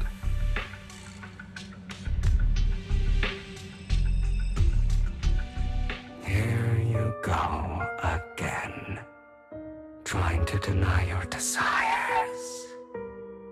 Deep down inside, you've always wondered, asking yourself why these evil people never got the punishment they deserved. Why the world is so unfair. Don't you want to rip them to shreds. Just like that day when you beat that boy's face into the dirt until he was barely recognizable. His disgusting blood staining your fists. Recall your exhilaration, your cathartic release of rage, that outpour of hatred. That victory belongs to you. You deserve it. Those brothers and sisters of mine are all dead. I cannot take revenge against the long deceased. They died by Hartman's hand, dying in the power struggle to become the Ravenlock family's heir, rather than by our scythe. Boring. Boring. I find it hilariously ironic. Children who would murder their own kin for scraps of power dead at the hand of their uncle who followed their example. Is that not karma? Power struggles pitting kin against each other, betrayal, suspicion, and hatred between people of the same blood. It's like a curse written into the Ravenlock family's genes. Laughably stupid. Don't forget, my dear, that the same blood flows through your veins.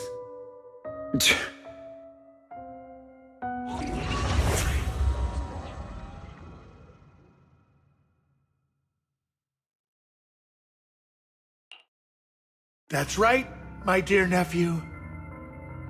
No matter how much you deny it, the blood of the Ravenlock family flows through your veins. Survival of the fittest. Only the strongest deserve to live. Only the strongest deserve to rule. This is the path of success that has led the Ravenlock family to victory countless times. A blessing and a curse etched into your flesh and blood. As long as you live, you'll never escape the mark of family. You are destined to one day become someone like me, like your father.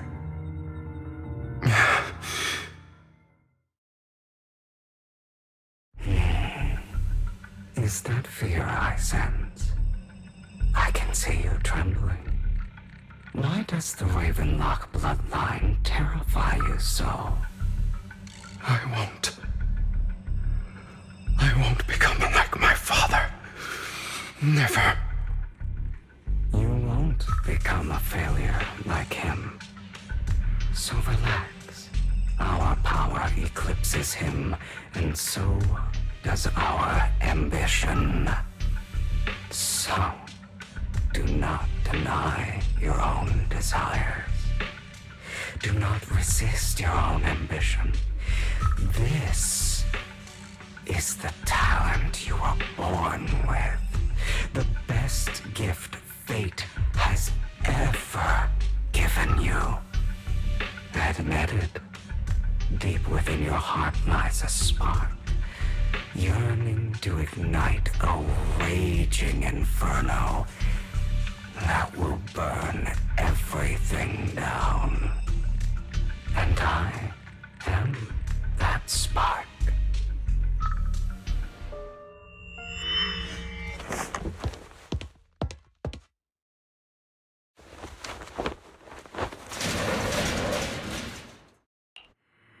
Lygon. Never thought I'd be this genuinely thankful to see you.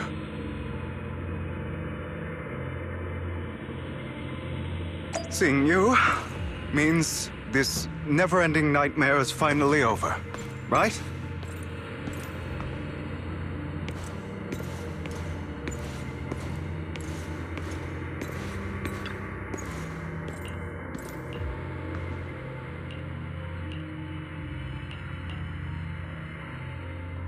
I don't want to hear something like that from you.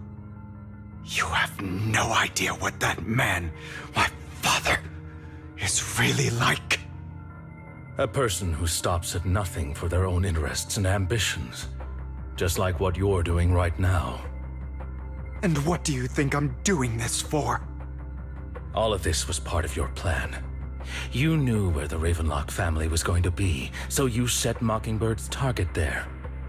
To seek revenge, you plotted to assassinate your own father, but he was too vigilant, and you failed.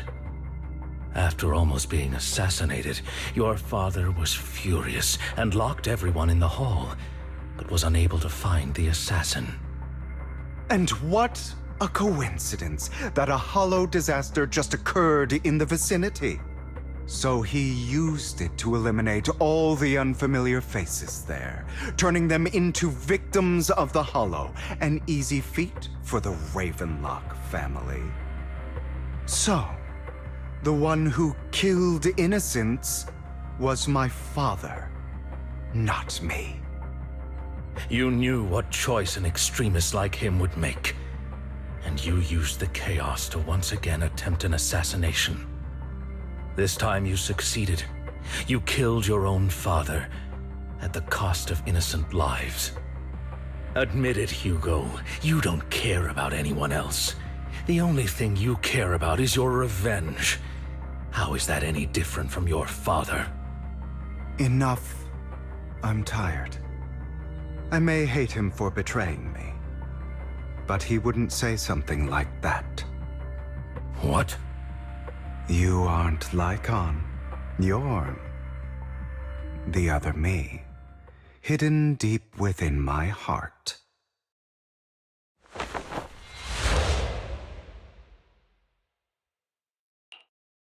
I've been waiting for you, my dear. It seems you've already grown accustomed to this place, even turning the tables on me. Just as you said, you are me, and I am you. There's no such thing as having an advantage over oneself. We are ultimately one and the same, forever inseparable. Then you should know what I want to say. When you and Lycon split, you didn't even try to clear up the misunderstanding, didn't deny or argue against what he said. Because you realized that deep down, he was right about you. You just hadn't acted on it yet.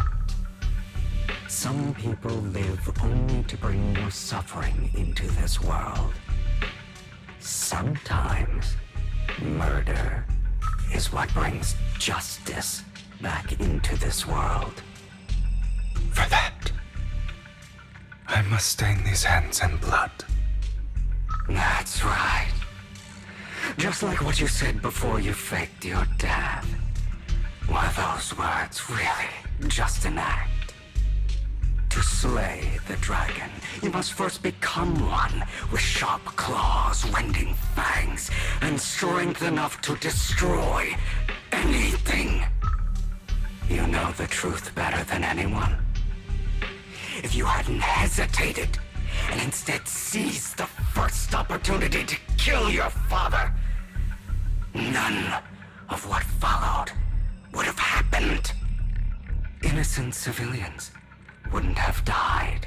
Your partner wouldn't have lost an eye and both legs trying to save people.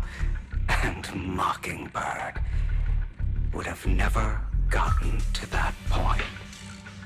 You can save more people. Save good people. Save more lives than the evil ones you take. I've spent countless hours in regret over that incident. So why not submit to your true nature? You want to be the judge, jury, and executioner of this world. And you can. I wasn't responsible for Father's death. The true mastermind is my uncle, Hartman. His schemes to kill the head of the family were all so he could take control. Mockingbird was simply unlucky enough to get caught up in it. So, for a behemoth like the Ravenlock family, with its roots so deep, a single person's death, regardless of who that person is, wouldn't change anything. Of course, whether it's Tops, the Mayflower family, or even the entire world, it's actually all the same. I refuse to be dragged down by pointless hatred any longer. You foolish, stubborn idiot. Do you understand the power of hatred? Have we not come this far precisely because of it? Or are you going to follow Lycon and Jack's twisted logic? Come on. You don't actually trust anyone? Otherwise, why would you hide this whole scheme of faking your death from them?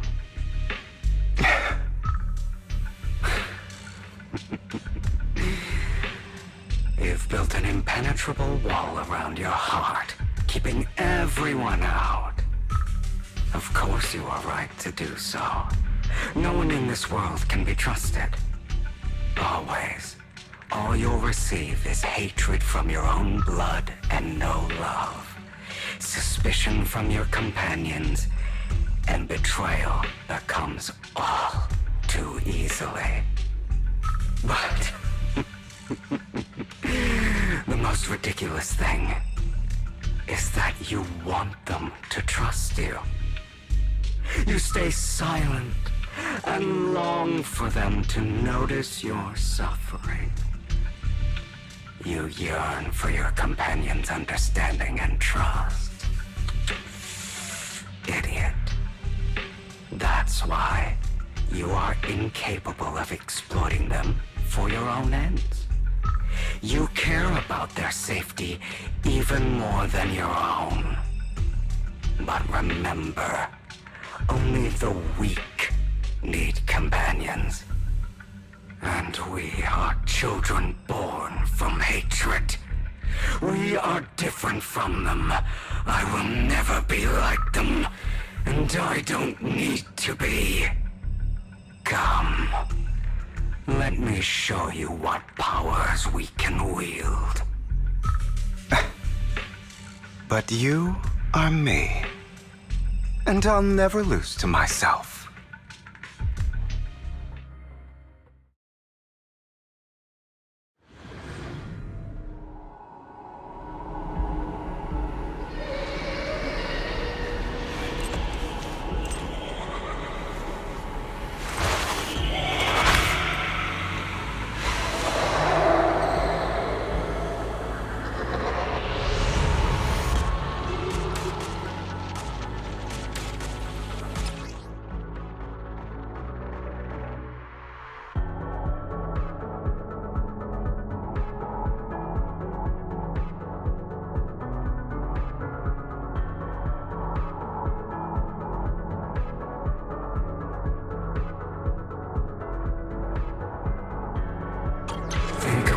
All the injustice you've suffered.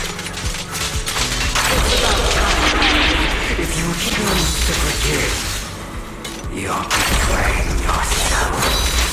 You know that. Letting you consume me would be the real betrayal to myself.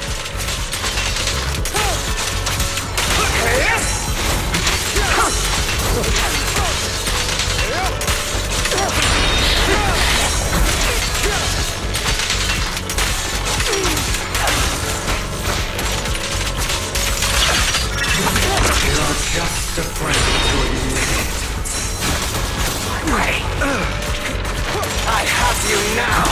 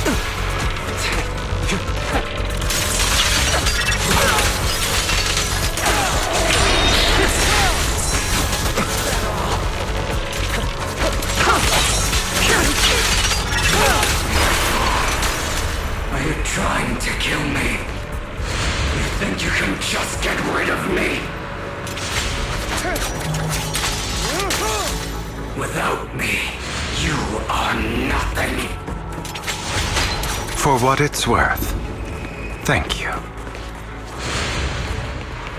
Don't be afraid. You and I are inseparable. You're part of me, just as I am part of you. Fancy words won't change anything. No. It's not just platitudes. I finally understand now.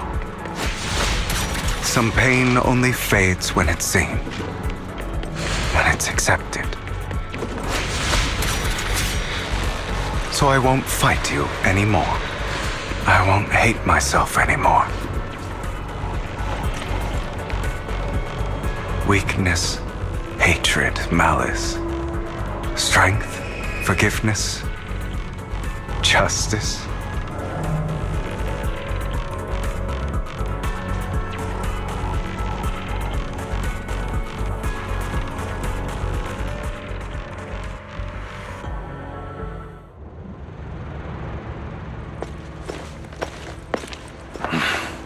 Hugo, it's time.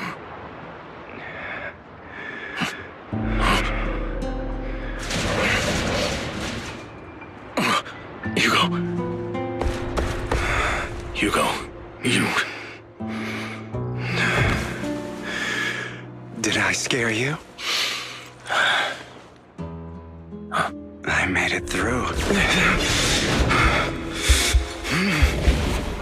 I won. No praise for me, my dearest partner.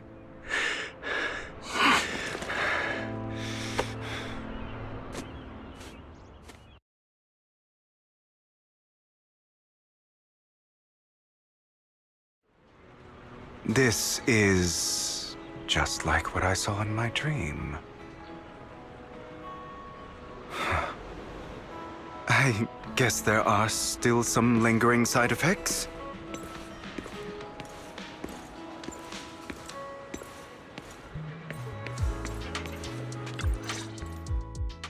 Ah, my former partner. You're still as punctual as ever. Are you sure you're fully recovered? How about we fight? And I'll show you how recovered I am. I refuse to fight someone who is in need of medical attention.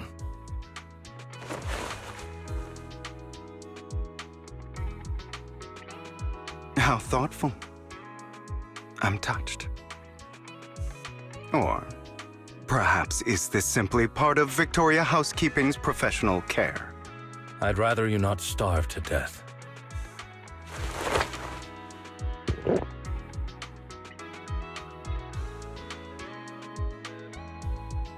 Not to your liking. I'm fairly certain this is the same kind as before. No. I've just gone too long without food. It feels a bit uncomfortable. Either way, thank you. Now tell me, what exactly happened in the warehouse? Just going a bit crazy from... you know what? Were you expecting anything else? But I did have a very long dream. A dream about many things from the past. If I had to put it into words, it would be like giving myself psychological therapy. You seem like you could benefit from some too. How about it? Want to book a session with me? Trust me, I'm a pro. Seems you really have recovered. Well, of course. I'm feeling pretty great right now. Like I could argue with you all day on every petty detail of who exactly was in the wrong back then. I wanted to ask, what you said about Mockingbird before, when you faked your death, was that part of the act? Oh, you mean the part about how Mockingbird has never really changed anything or saved anyone. I didn't expect you to still be so hung up on this. Interesting. After all, it was you who chose to betray Mockingbird. To betray me. Just as I said before, I never considered Mockingbird a failure. Perhaps Mockingbird deviated from its origins, but it has its value. You shouldn't reject the things you've done. Or Mockingbird. I have contemplated this before. Yes. Mockingbird has helped some people and has genuinely managed to cause trouble for those who abuse their positions of power for evil. Yet those in high positions still possess immense resources, and the people we helped remain destitute and suffering, willing to become slaves to those in power for scraps. But just as you said, even if what we did was childishly idealistic and flawed, as little as we actually achieved, even the slightest change is by no means meaningless. Nothing holds more value to me than Mockingbird.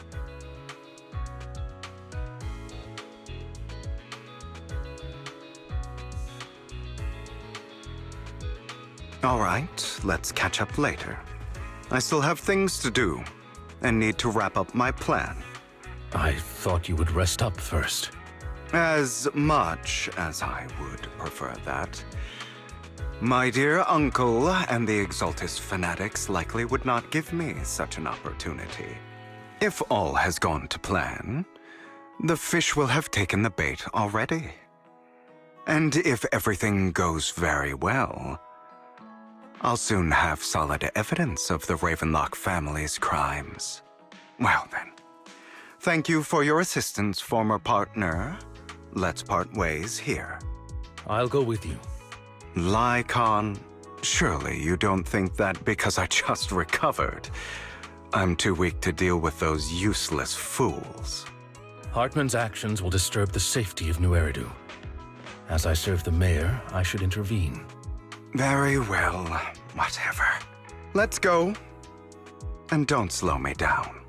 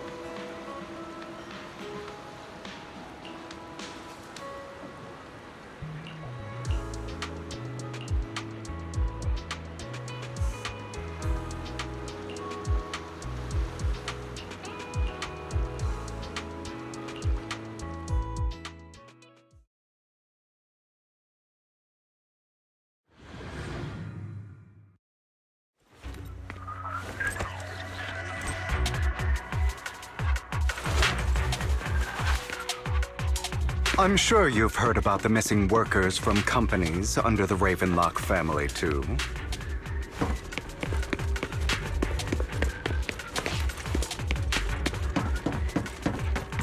I know where they are. Those are Ravenlock's men. The workers with them are the victims who were tricked into going into the Hollow.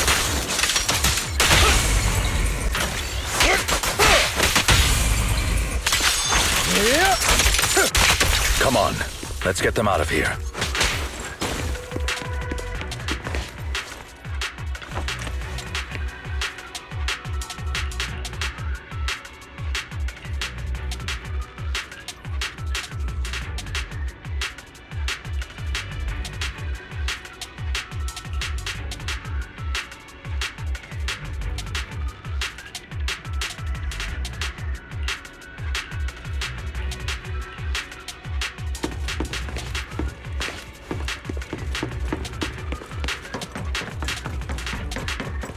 A bunch of nobodies.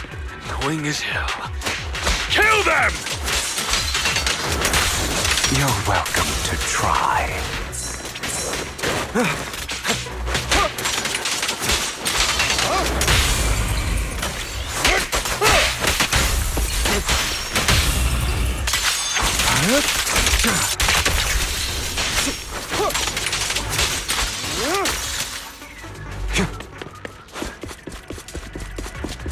More workers here. And quite a lot of them.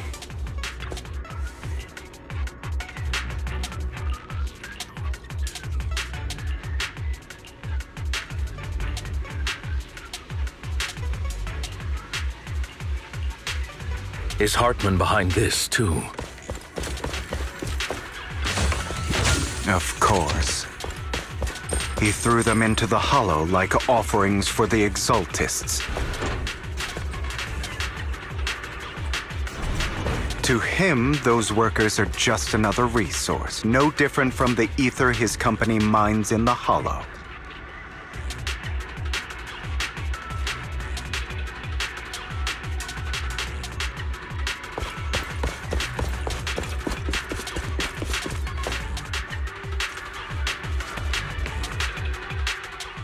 There's more over there. Let's hurry. It's different this time. Don't rush in. Let's listen in on what they're saying first. I still need more direct evidence to ensure the plan is absolutely foolproof. The compensation you promised. It's all real, right? All we have to do is follow you into the Hollow for some simple tasks, and you'll give us a huge sum of dennies. It sounds real suspicious. Shut your trap. You keep yapping and asking questions. If this is all so suspicious, why were you so eager to sign up for it? Because I don't have a choice. My daughter was previously caught in the Hollow disaster and suffered severe corruption. The treatment costs have completely drained our family's savings. So that's why... It's the same for me. A serious illness at a senior age. I need the money. Who would risk taking a job like this unless they were desperate? I'll do it. No matter how suspicious. As long as I can get paid, I'll do anything. Even risk my life! Wait, you people from the Ravenlock family, you're part of a big company in Tops. You wouldn't go back on your word, right? Don't worry, you'll get every denny you were promised. But before we start, you all need to take this medicine first.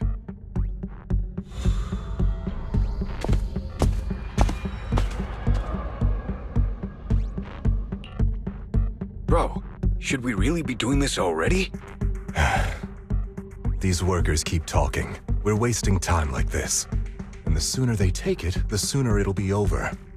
Consider it an early release for them. What? You didn't say anything about having to take pills before. Look, this is good stuff, all right? It'll increase your ether aptitude. There's tons of people who'd kill for something like this. Exactly! You'll be working in the Hollow for several hours. This is essential medication. You have to take it before we continue. If you refuse, then you can forget about the job. Of course, you won't receive the compensation either. Lycon, what are you doing? Rescuing those workers, of course.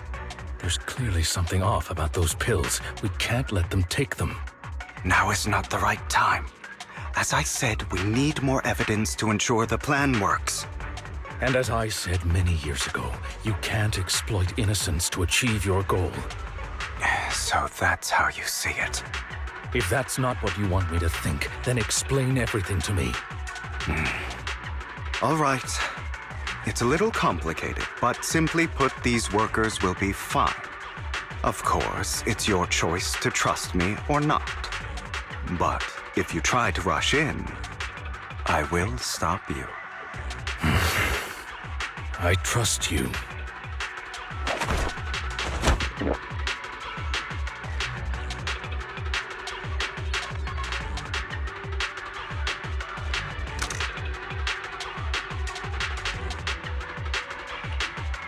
All right.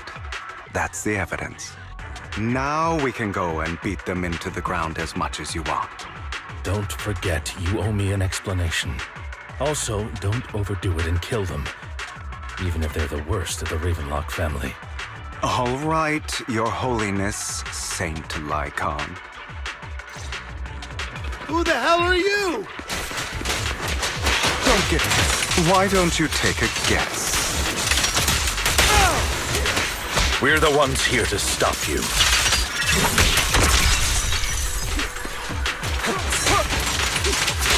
Can't remember the last time we worked this well as a team.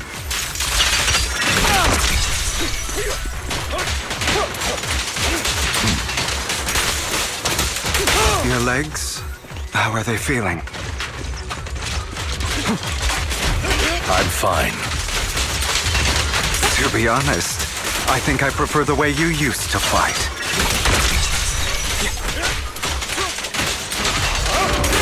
You had a lot more aggression. I've merely learned to control my strength.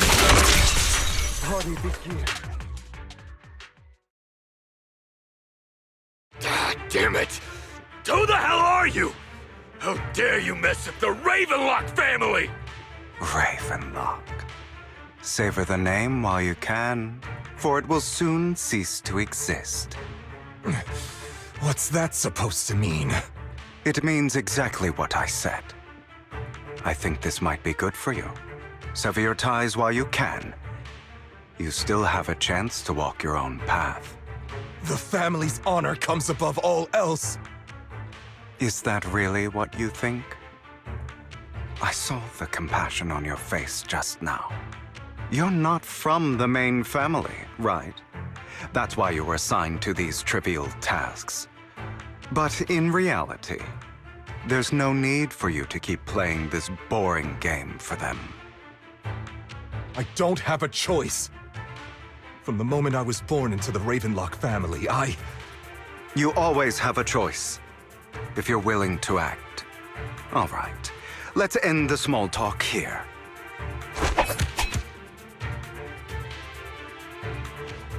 Don't worry, Lycon. I didn't hit them too hard, just enough to keep them quiet. How's that? My acting's pretty good, right? As always, a certain someone should take some lessons from you. I'll leave the rest to you then. Okie dokie.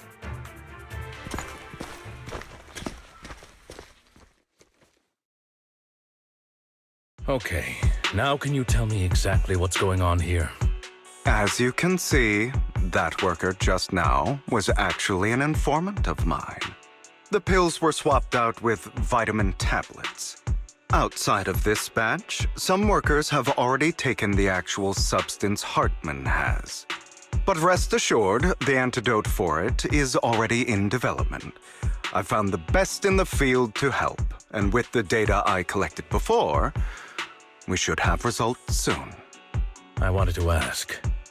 The reason you decided to lock yourself in a room and endure the effects of the drug, besides getting evidence, it was also to collect data on this drug in order to create an antidote, correct? It seems you're not completely beyond hope. I thought you were just being stubborn. Sometimes I wonder if you know me at all. Then, I have one last question. Why did you never tell me any of this back then? The truth is, I heard everything. That entire conversation between you and Jack. Before he passed away in that small attic. When Jack called you aside and gave you those warnings. When he told me you might go down the wrong path? That's right. You never said anything. What would I even do? Scream and rage over your suspicions, or get on my knees and beg for you to trust me? You know there's no way I'd allow myself to do such a thing. Besides, back then, even I was confused about myself. Jack, It's all in the past. You don't need to explain anything to me. Enough. We should get going. If we're going to reminisce over the past, we should find a more suitable location.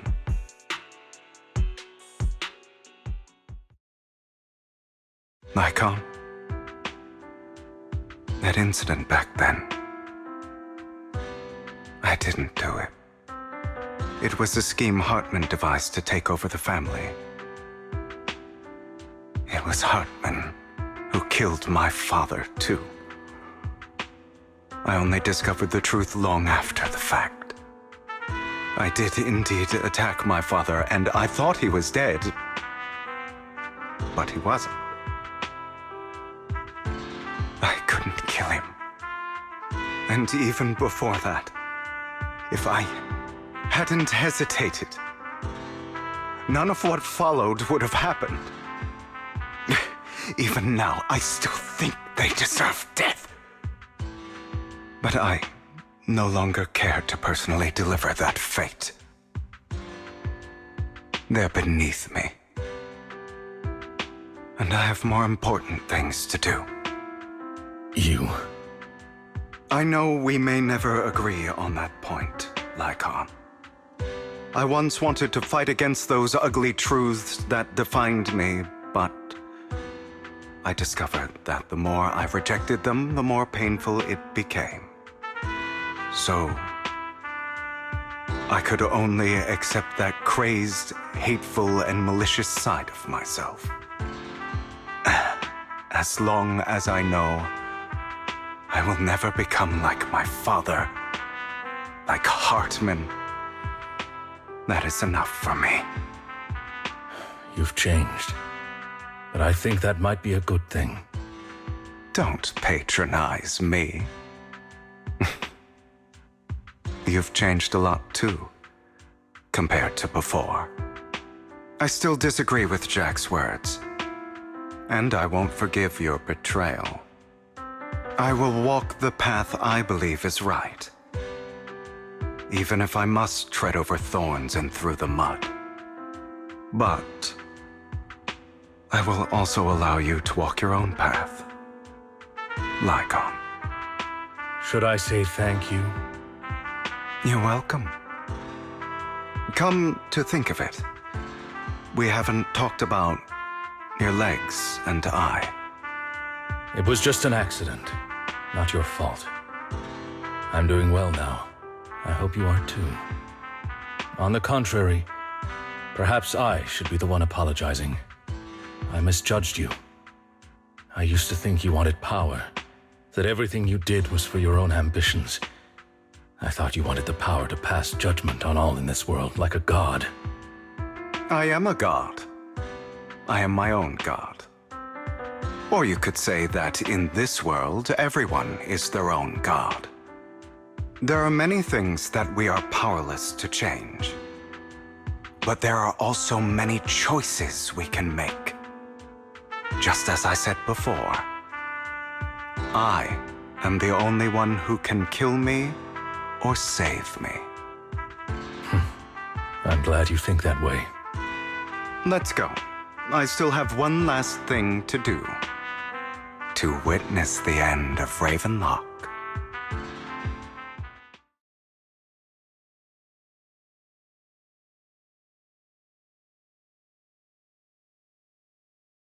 You really think you can take my place if I die? Never, you filthy bastard! Your little tricks mean nothing. As long as the Ravenlock family stands, I can still get back on my feet. You still don't get it, do you?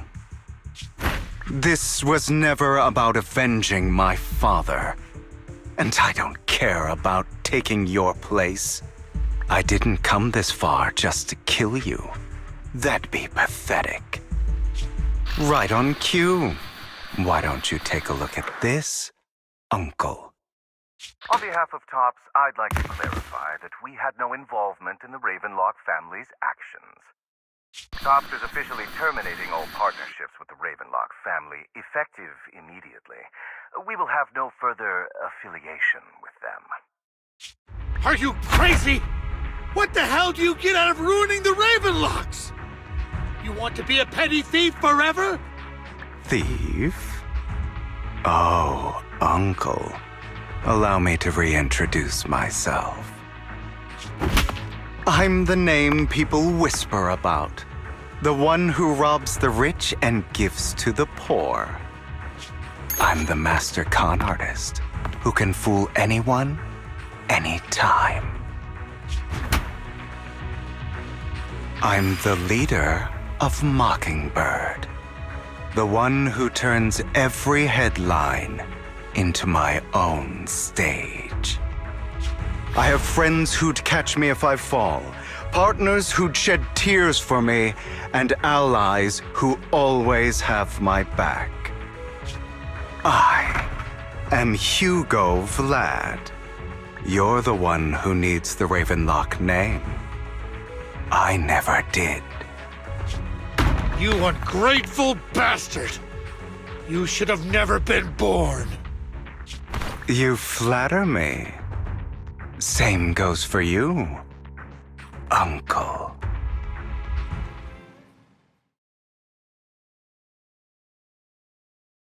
You've done well, Vivian.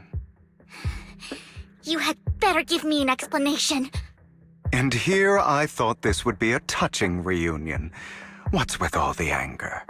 Hugo, I'm a member of Mockingbird too, and I mourned your death.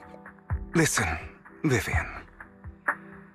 I don't want you or the people you cherish to get caught up in danger because of me. I've always been selfish, so I don't hesitate to use you all as variables in my plans. But it is because I am selfish that I also don't want my failures to affect my treasured companions.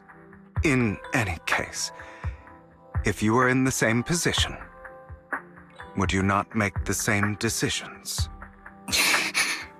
Lycon's taking care of everything outside. We should go.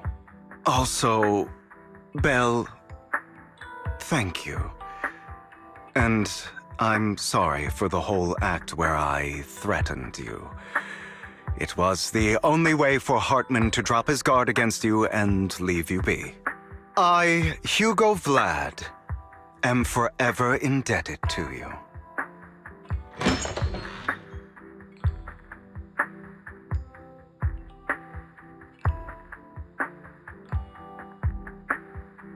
Master Proxy, although it is late, there is some important intel that I must give you now.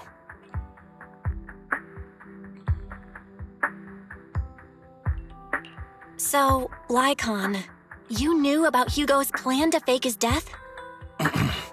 I was simply playing along. After all, I could not determine whether Hugo's plan would pose a threat to you. You are a student of the mayor's late friend, and I am obligated to protect you. You still have that habit of finding awkward excuses when you're embarrassed. Mr. Hugo Vlad, if you have any important intelligence to share, please do so with haste. I need to return to rest before midnight.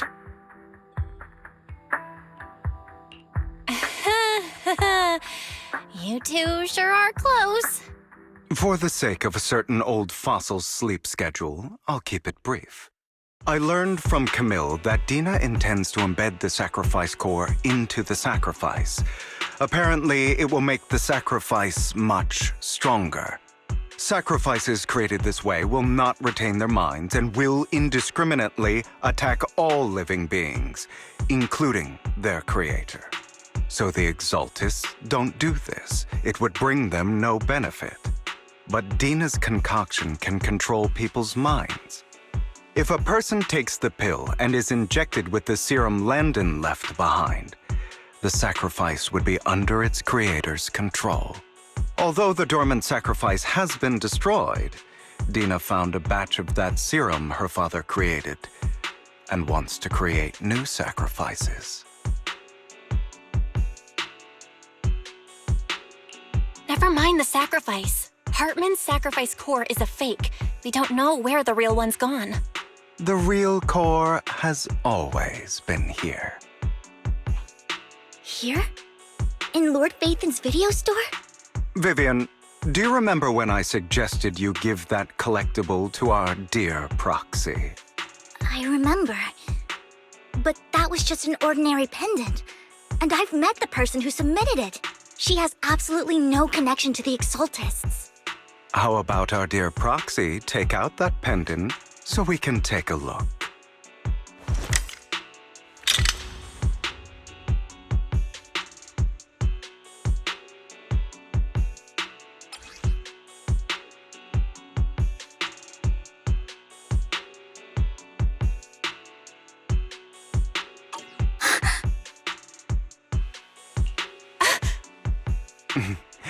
I'll take your surprised expressions as a compliment for my little trick.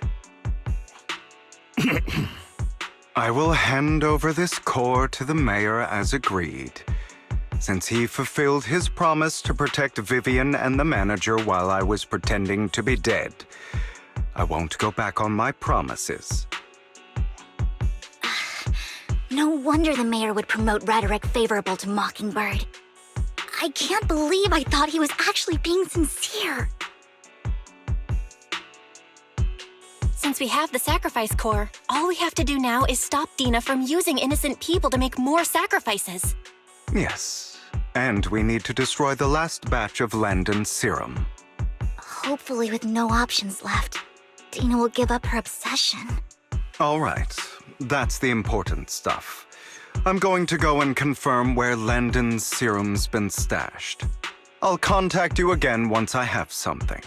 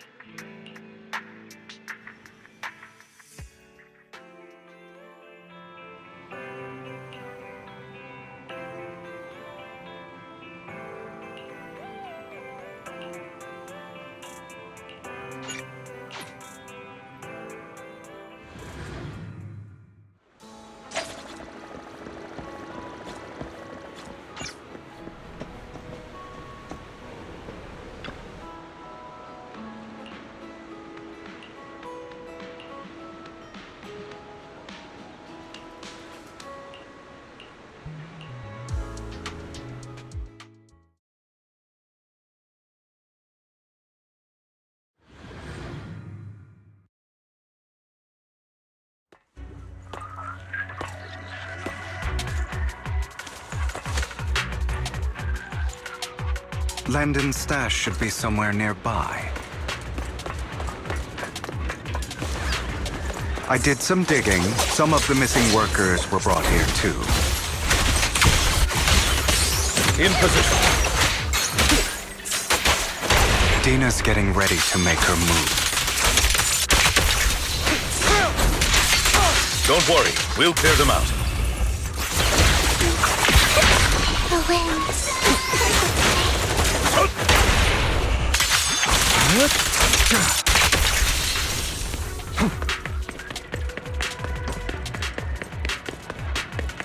They're trying to destroy the goods! Stop them!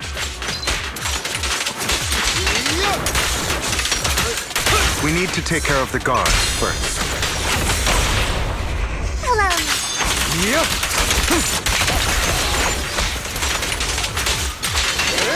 Some of the serum is stored in this warehouse.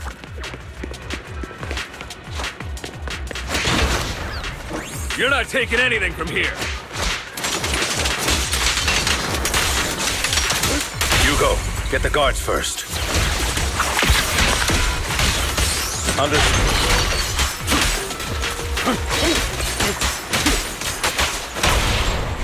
Please.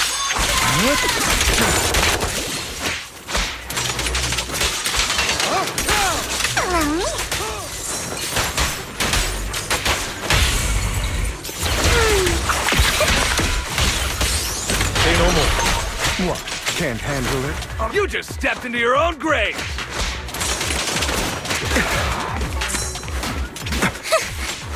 Fools.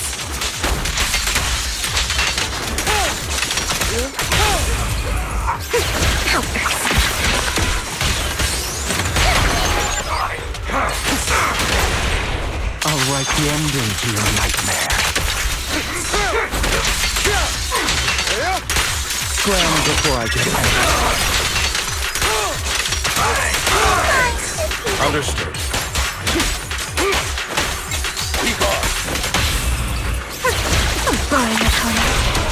Tales for the dawn that sets the world alight. Freeze all evil! Out of my way! Eat this! Stay away from me. As you wish.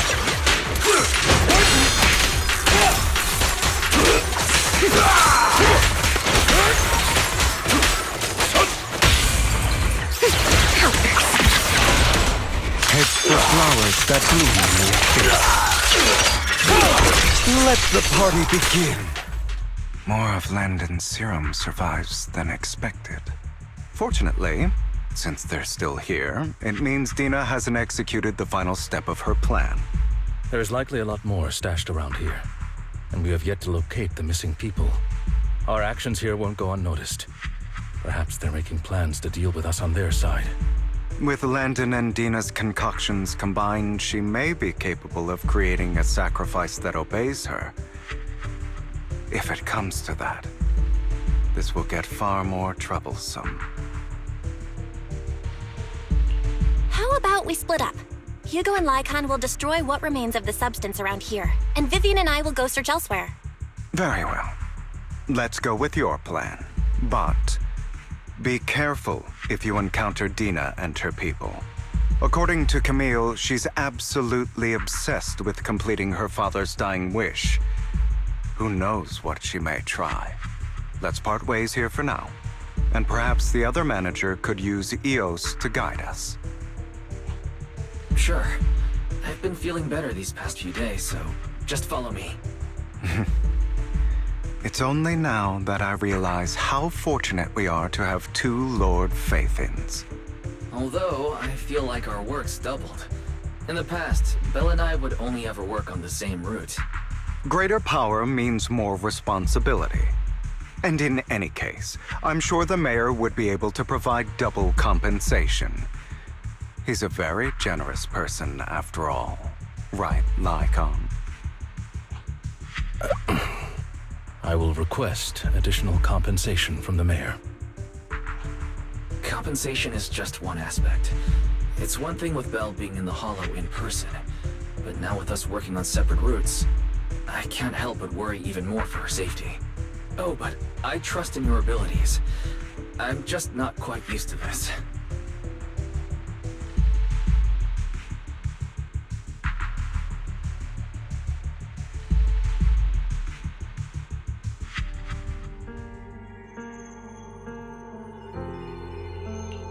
This is the future I saw, Lord Pathan.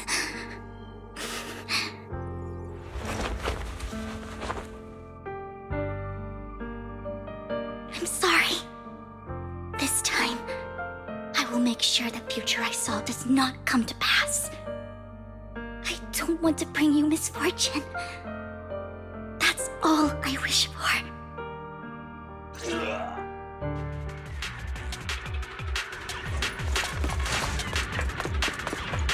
Leave this to me, Lord Phaethon.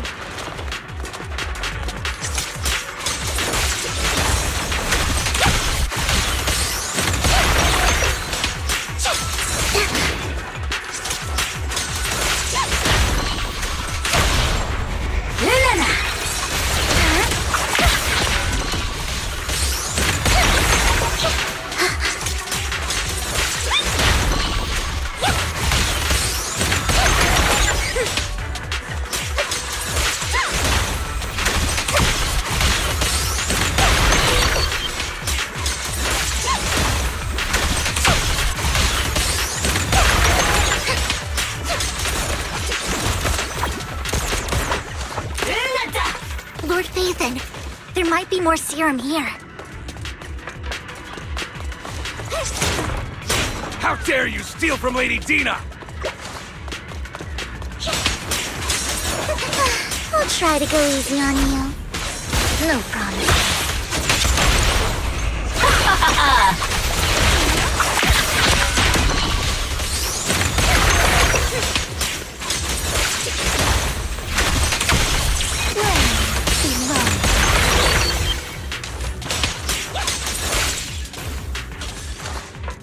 There are containers by the fissure.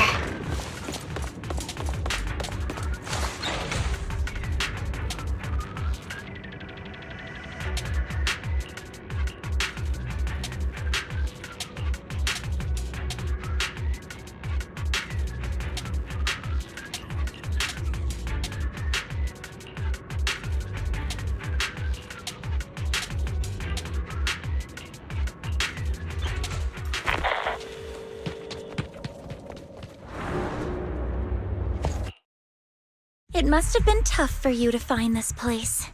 Vivian, if you had stayed out of it, I wouldn't be so eager to get rid of you. Those people have been taken to safety. You're all out of options. They're just mere test subjects. So what if they get away? There will always be people consumed by greed, and therefore, they will come willingly to me. In any case, what are a few sacrifices in comparison to the completion of Father's grand ambition? Dina, you deceived those people. They didn't come willingly to you. You tricked them, just like Landon did back then. Deceived? Father gave hope to those who had everything taken from them by the Hollows. Vivian, you once rejoiced at the hope Father offered you, too. Before Father took you in, you were no more than an omen of disaster that no one wanted. It was Father who gave you shelter and a purpose for existing. Do you remember the first time you bestowed a blessing under Father's guidance? How did you feel when that person looked at you with adoration and gratefulness? That was the first time you felt hope. Like your existence had a purpose, right? Don't forget that it was Father who, through what you call deception, gave you hope. And you, what have you done? You basked in Father's attention and everyone's adoration, only to destroy everything. Do you think that by leaving the Exaltists, those people will live better lives? Of course not. Those who suffered under the Hollows will only continue on as walking corpses, without the hope Father gave them. Do you really think you're some sort of savior, Vivian? In the end, you're just an ungrateful brat who brings misfortune to those around her. It was you who destroyed everyone's hope. Not everyone wants to live in false hope, Dina. You say it's because of greed that people willingly become your sacrifices. Perhaps those people aren't entirely virtuous. But that greed is just wanting to live a better life beyond the Hollows. What you and Landon have done was never about giving people hope, but exploiting it. Stop lying to yourself. Deep down, you know what Landon did was cruel. No. Back then, when Landon wanted to inject you with the serum, the fear in your face was as plain as day. I saw it all clearly. If all of this is as righteous as you claim, then why did you make such an expression, Dina? Don't look at me with such pity! Father did nothing wrong. All of this is to make something of the Hollows other than disaster. That's everyone's only hope. Dina, it's not too late to stop. Stop living in this lie. You know what would happen if a sacrifice loses control and escapes the Hollow. It's not the Hollows that are to blame for those people's deaths, but the hope you keep talking about. That will cause more despair and claim more lives. That is merely the necessary sacrifice to accomplish a greater goal. No one deserves to be a sacrifice. Your hypocritical magnanimity disgusts me. I can always go and get more test subjects if they've escaped. And I will be able to replicate Father's serum with enough time. With you gone, I'll be able to complete Father's gift to the Creator and fulfill his last wish. Camille, release the failed subjects. Lady Dina. Camille, are you going to do what you did before? You keep saying you'll follow the Creator, but it's all lies. Lady Dina, the Hollows took my family from me. I understand that there's no way to get back what I've lost. It was Lord Landon who told me that the Creator would guide me. One day, Hollows will no longer be disasters. Everyone will be able to survive inside them. I look forward to the day when this hope becomes reality. I watched you grow up, and I know that you've always looked up to your father. He gives you hope, and I destroyed that hope with my own hands. I know the pain of loss, so I've always felt guilty. I want to atone for the hope I destroyed. But Dina, I don't want to ruin more lives, and I don't want to continue watching you destroy yourself. Vivian is right. Not everyone wants to live in false hope. So, please, stop. Camille, are you abandoning me too? I'm not abandoning you. I just don't want to see you go past the point of no return. The point of no return? I passed that point ages ago. No, Dina. You can still turn back. I'll be your way back. Where are you going, Camille? I made a deal with Hugo and the mayor. If someone needs to take the fall for this, let it be me. I did it. All of it. I've been forcing Landon's only daughter, Dina, to research how to create sacrifices. I colluded with the Ravenlock family for my own gain. Everything Dina did was under duress. Since I've kept her captive for so long, she doesn't have the skills to survive as an independent member of society. She'll need a caretaker and teacher. Someone who will look after her and educate her. No! I refuse, Camille! I refuse to accept this! Dina, I'm going to dispose of those failed subjects. I won't allow it! You'll die! I won't allow it! You can't leave me. I command you! You've always followed my orders, and you will follow them now! It wasn't your orders that I've been following. My younger sister, who was stolen from me by the Hollows, also had such beautiful red hair. When Landon told me the Creator could bring me hope, you were standing there, right behind him. I was certain, then and there, that this was the hope the Creator had given me. Start over, Dina. You still have so long, so much time. You'll make friends, find people who love you, and make many beautiful memories. That's not what I want! Camille, you're not allowed to die! I won't allow it!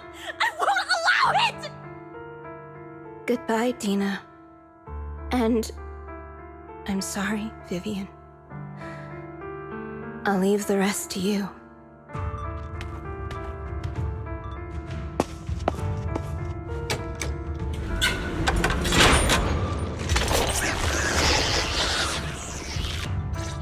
Let's take out these ethereals first. We can't let Camille's efforts go to waste. Ambush!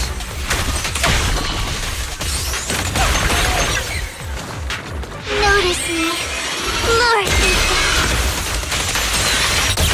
Together, Lord Nathan. What's up? Lord Nathan,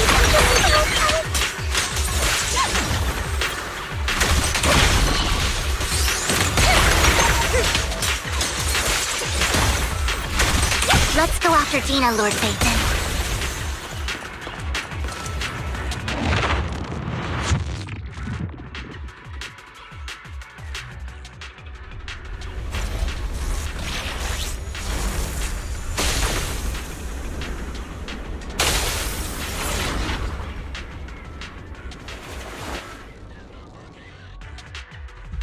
Are you satisfied now, Vivian?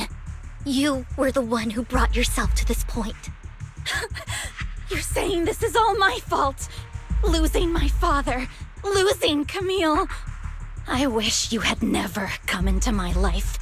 At first, when Father brought you home, I was happy. There are so many Exaltists, yet Father never allowed me to get too close with any of them. I never had any friends either. But when Father brought you back, he told me to take good care of you, that you were my first friend. I was also so happy the first time you took my place in helping Father select a person to receive the blessing, because it meant you were different from all those other people. You could stay with me. But soon, I grew jealous. You took the attention that should have belonged to me.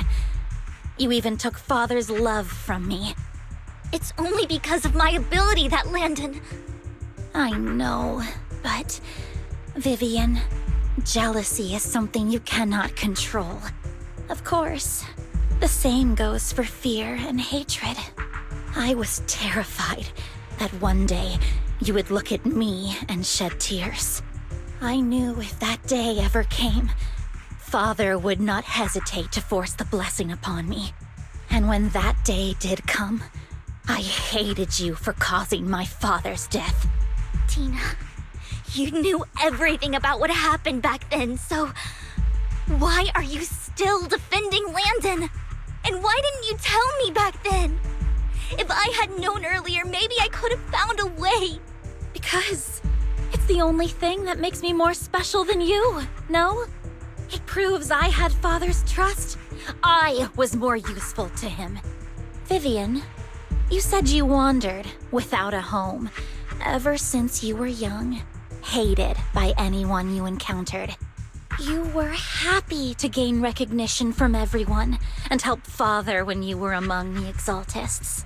But in the end, you discovered you were being used, so you felt betrayed and hurt. Then, what about me?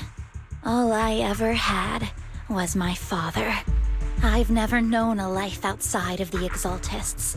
Ever since I was young, my only purpose was to help Father select who was to be blessed. The only purpose I had was my father and the Exaltists. I've never been taught anything else, Vivian. It is what little value I have, and have ever had. In the end, you took even that from me, and completely destroyed it. You think you're doing good and fighting evil. You've only managed to affect a small part of your world. But have you ever wondered if maybe that's all there is to my world? I never wanted to hurt you. You were also my first friend. And that's why I wanted to save you back then. Save me? You and Camille all talk about saving me. Why don't you understand?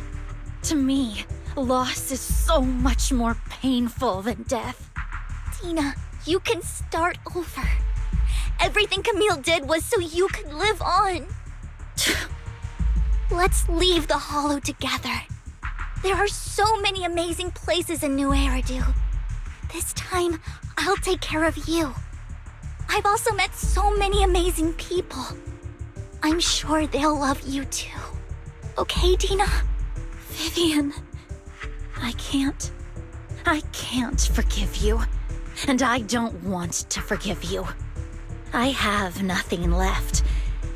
If what little hatred I do still harbor were taken from me, well, I refuse to be so pitiful. I won't apologize, Vivian.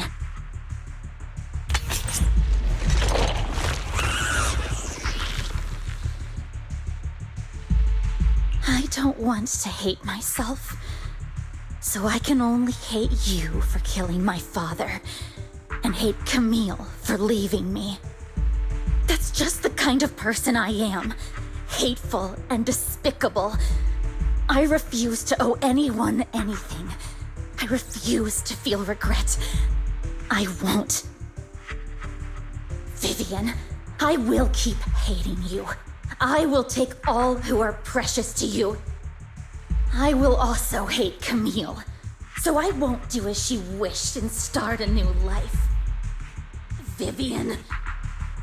If you had never existed, if I had never, you would be... Lord Phaethon, please do not interfere. She was my first friend. I'm going to bid her farewell.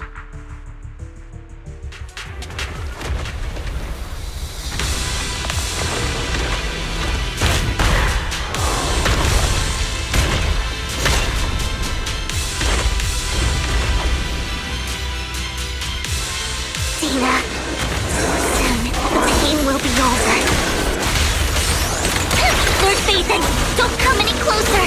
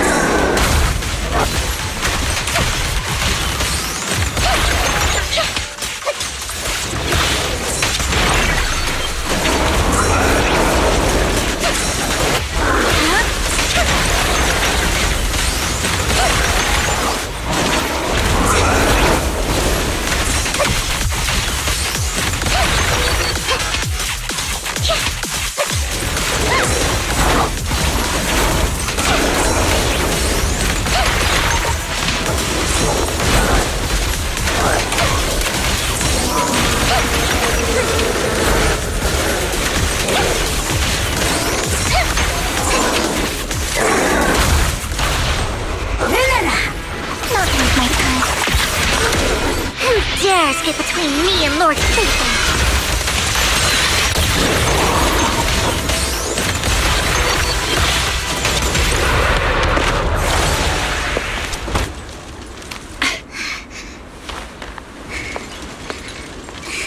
Behind you!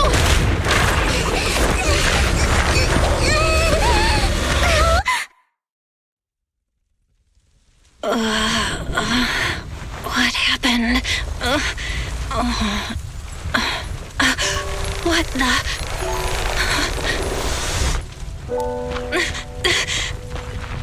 Vivian! Belle, don't come near me. This is my own choice.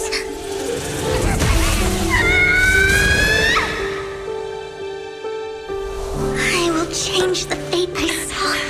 Vivian! I just want you to remember me when I looked my best. Vivian! Vivian, your body. I'm sorry you had to see me like this, but I don't want to be the one that only brings misfortune anymore. No, please.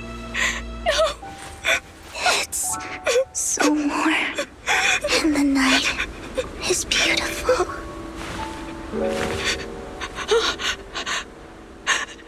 Vivian?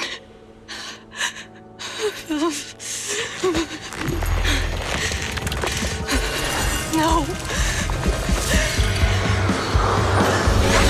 It can't end like this.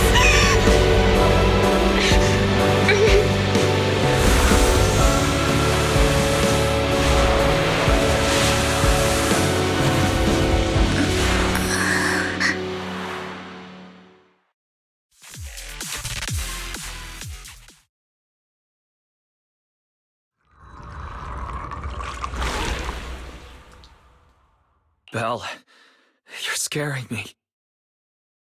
Belle, I'm so glad you're awake. What happened? I remember Vivian and I... Wait, where's Vivian? She injected herself with Landon's serum! Hugo and Lycon brought you out of the hollow. You were in a coma and... I'm so glad you're safe. And you said Vivian used the serum on herself? But she looked fine to me, barring a couple of scratches. Hugo sent a message earlier saying he got her checked over, and she was all right. Can you recall what happened? The situation was dire, so Vivian used the serum on herself to defeat the ethereals.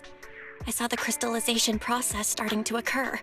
And then I can't describe it, but I think I saw something. At the time, all I was thinking about was wanting to remove the crystals from Vivian. I don't even know what I did. But then I passed out, I guess. What happened after that? When I led Hugo and Lycon there, it was just you and Vivian lying on the ground. We didn't see anything else. Never mind that for now. Belle, do you feel any discomfort? Just a bit dizzy. For tonight, just get some rest. Hugo and Vivian said they'll come over tomorrow, so we'll discuss everything then. Okay. Good night, then.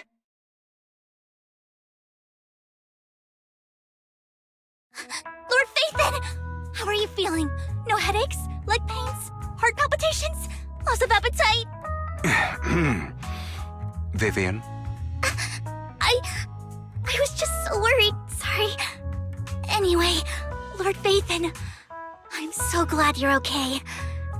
What happened this time was all my fault.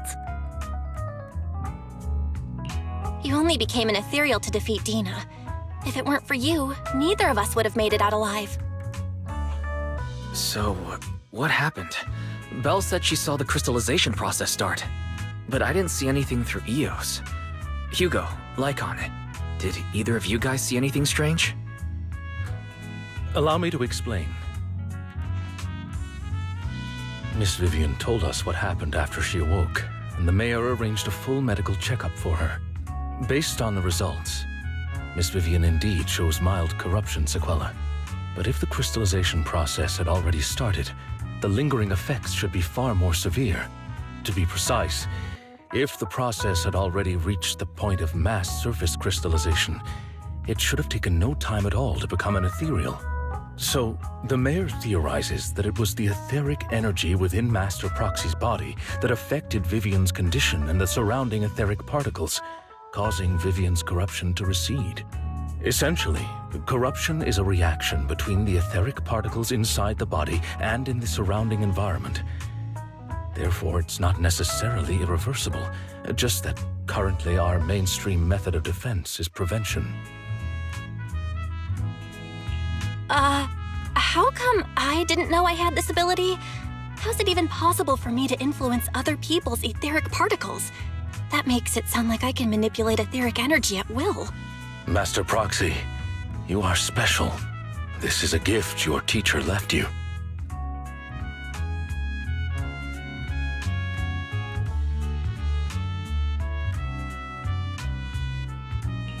Our teacher? So this has to do with her? I don't know all the details, so I cannot explain everything to you. My apologies. However, Miss Yixuan might be able to answer some of your questions. She will visit you sometime soon, so please feel free to ask her any questions you may have. She has quite an eccentric personality. If she causes you any inconvenience... If she causes trouble, can I file a complaint about her to you? Master Proxy, you have always been a people person, so I trust you will handle things just fine. That just makes me more worried. In any case, the mayor has asked me to give everyone his most sincere gratitude. Unfortunately, the mayor could not come personally, but has promised everyone a favor. Provided it's within his means, he will offer his unconditional assistance once. There is no time limit on this favor. Unconditional, What if I wanted his position as mayor? If that is what you desire, then the mayor and his subordinates will be first in line to vote for you in the next election. As for the other votes, you'll have to work for them on your own. But should you assume office, I hope you take full responsibility for handling all day-to-day matters and lead by example. By sheer happenstance, the mayor has provided you with a copy of his current assignment, the City Waste Sorting and Processing proposal. Old fox. Well, can I request Lord Phaethon's? The mayor imagined you might ask. I have prepared all the necessary documents, and the ceremony expenses will be covered by the mayor as a gift. As long as Master Proxy agrees, we can sign and process the documents immediately. But this matter requires mutual consent and cannot involve coercion, confinement, or one party's lack of consciousness. Stop! I would never do that to Lord Phaethon! Probably. At least not today. As for you, Master Proxies, the mayor has some sense of what you desire. That said, he hopes you might speak with Miss Yixuan first before you decide the timing of that favor.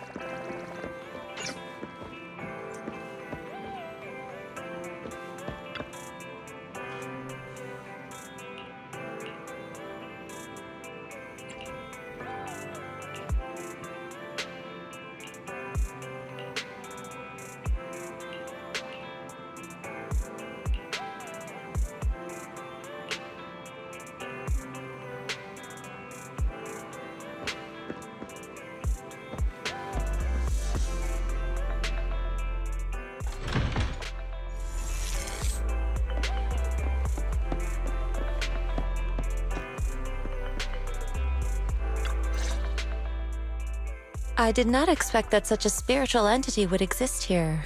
It appears this street is a geomantic gem. A spiritual entity? His name is Howl, and I guess you could say he's a neighbor of mine. Is there something special about him? No, I was simply a bit surprised. It's rare to find such an intelligent individual of this breed. Even huskies can be really smart. Howl is proof. You're right. Yet, being overly intelligent comes at a price. It must stay here for prolonged periods of time, parted from its owner and unable to move about freely. Both a blessing and a curse. However, it seems quite happy. We've strayed a bit off topic. Since you're back, let's discuss our partnership.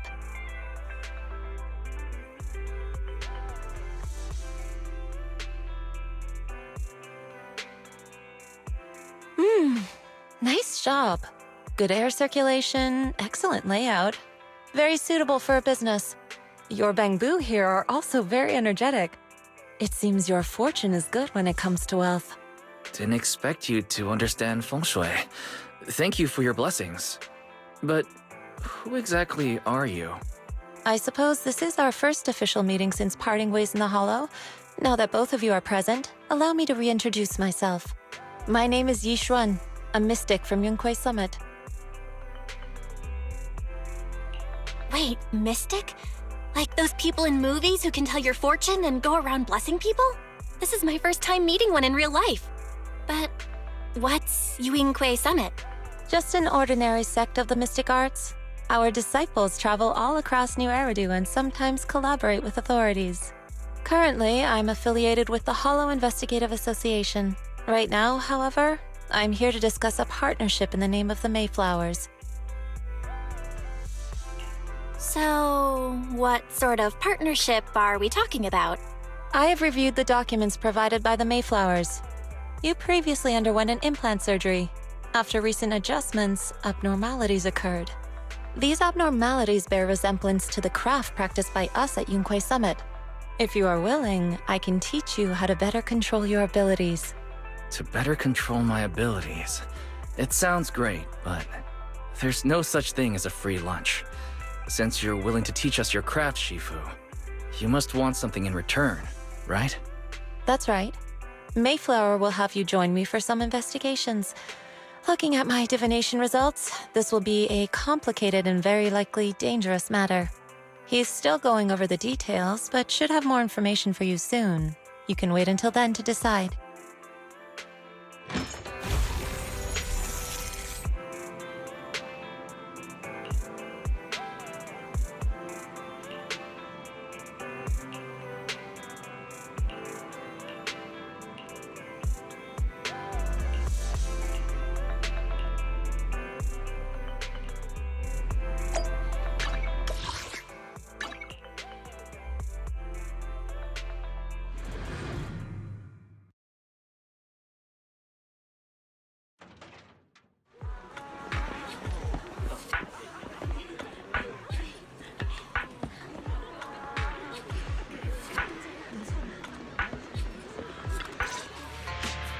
Please, help me check my fortune!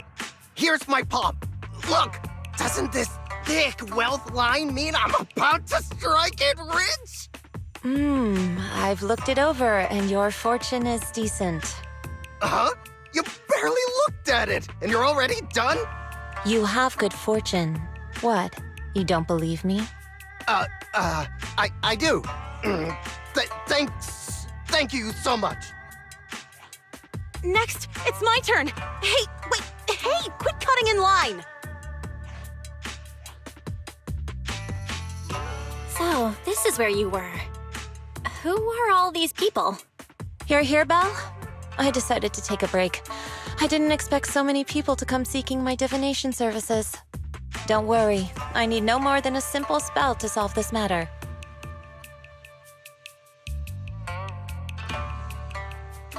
Fortune-telling services is 10,000 dennies per session.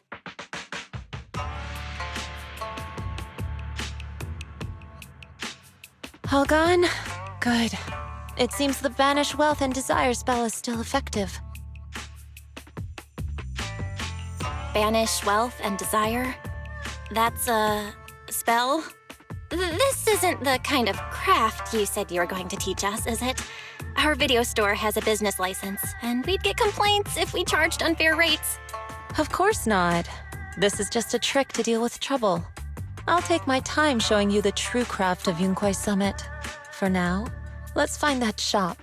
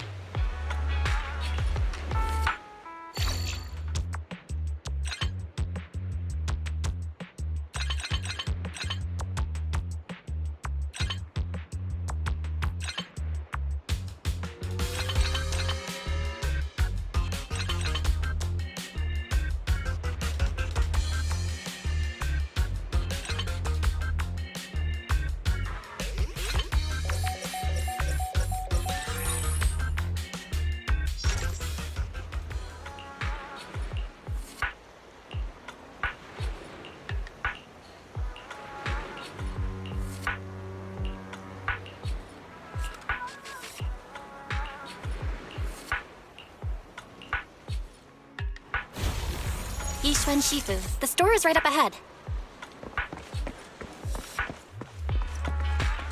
Yes, this is the place. Ah, this is the one. Seems it's closed. Another wasted trip. Not necessarily. 1 second, please.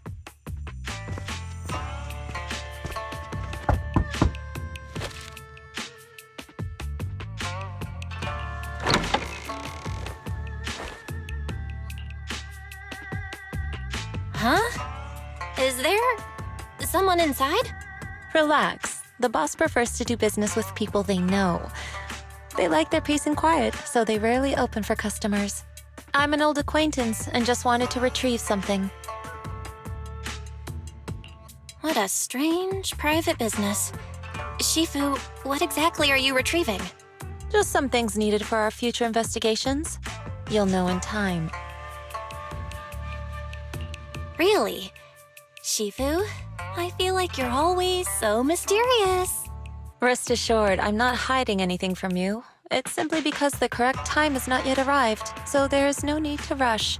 Since we've already obtained what we came for, let's part ways here. There will be plenty of time in the future. We will certainly meet again.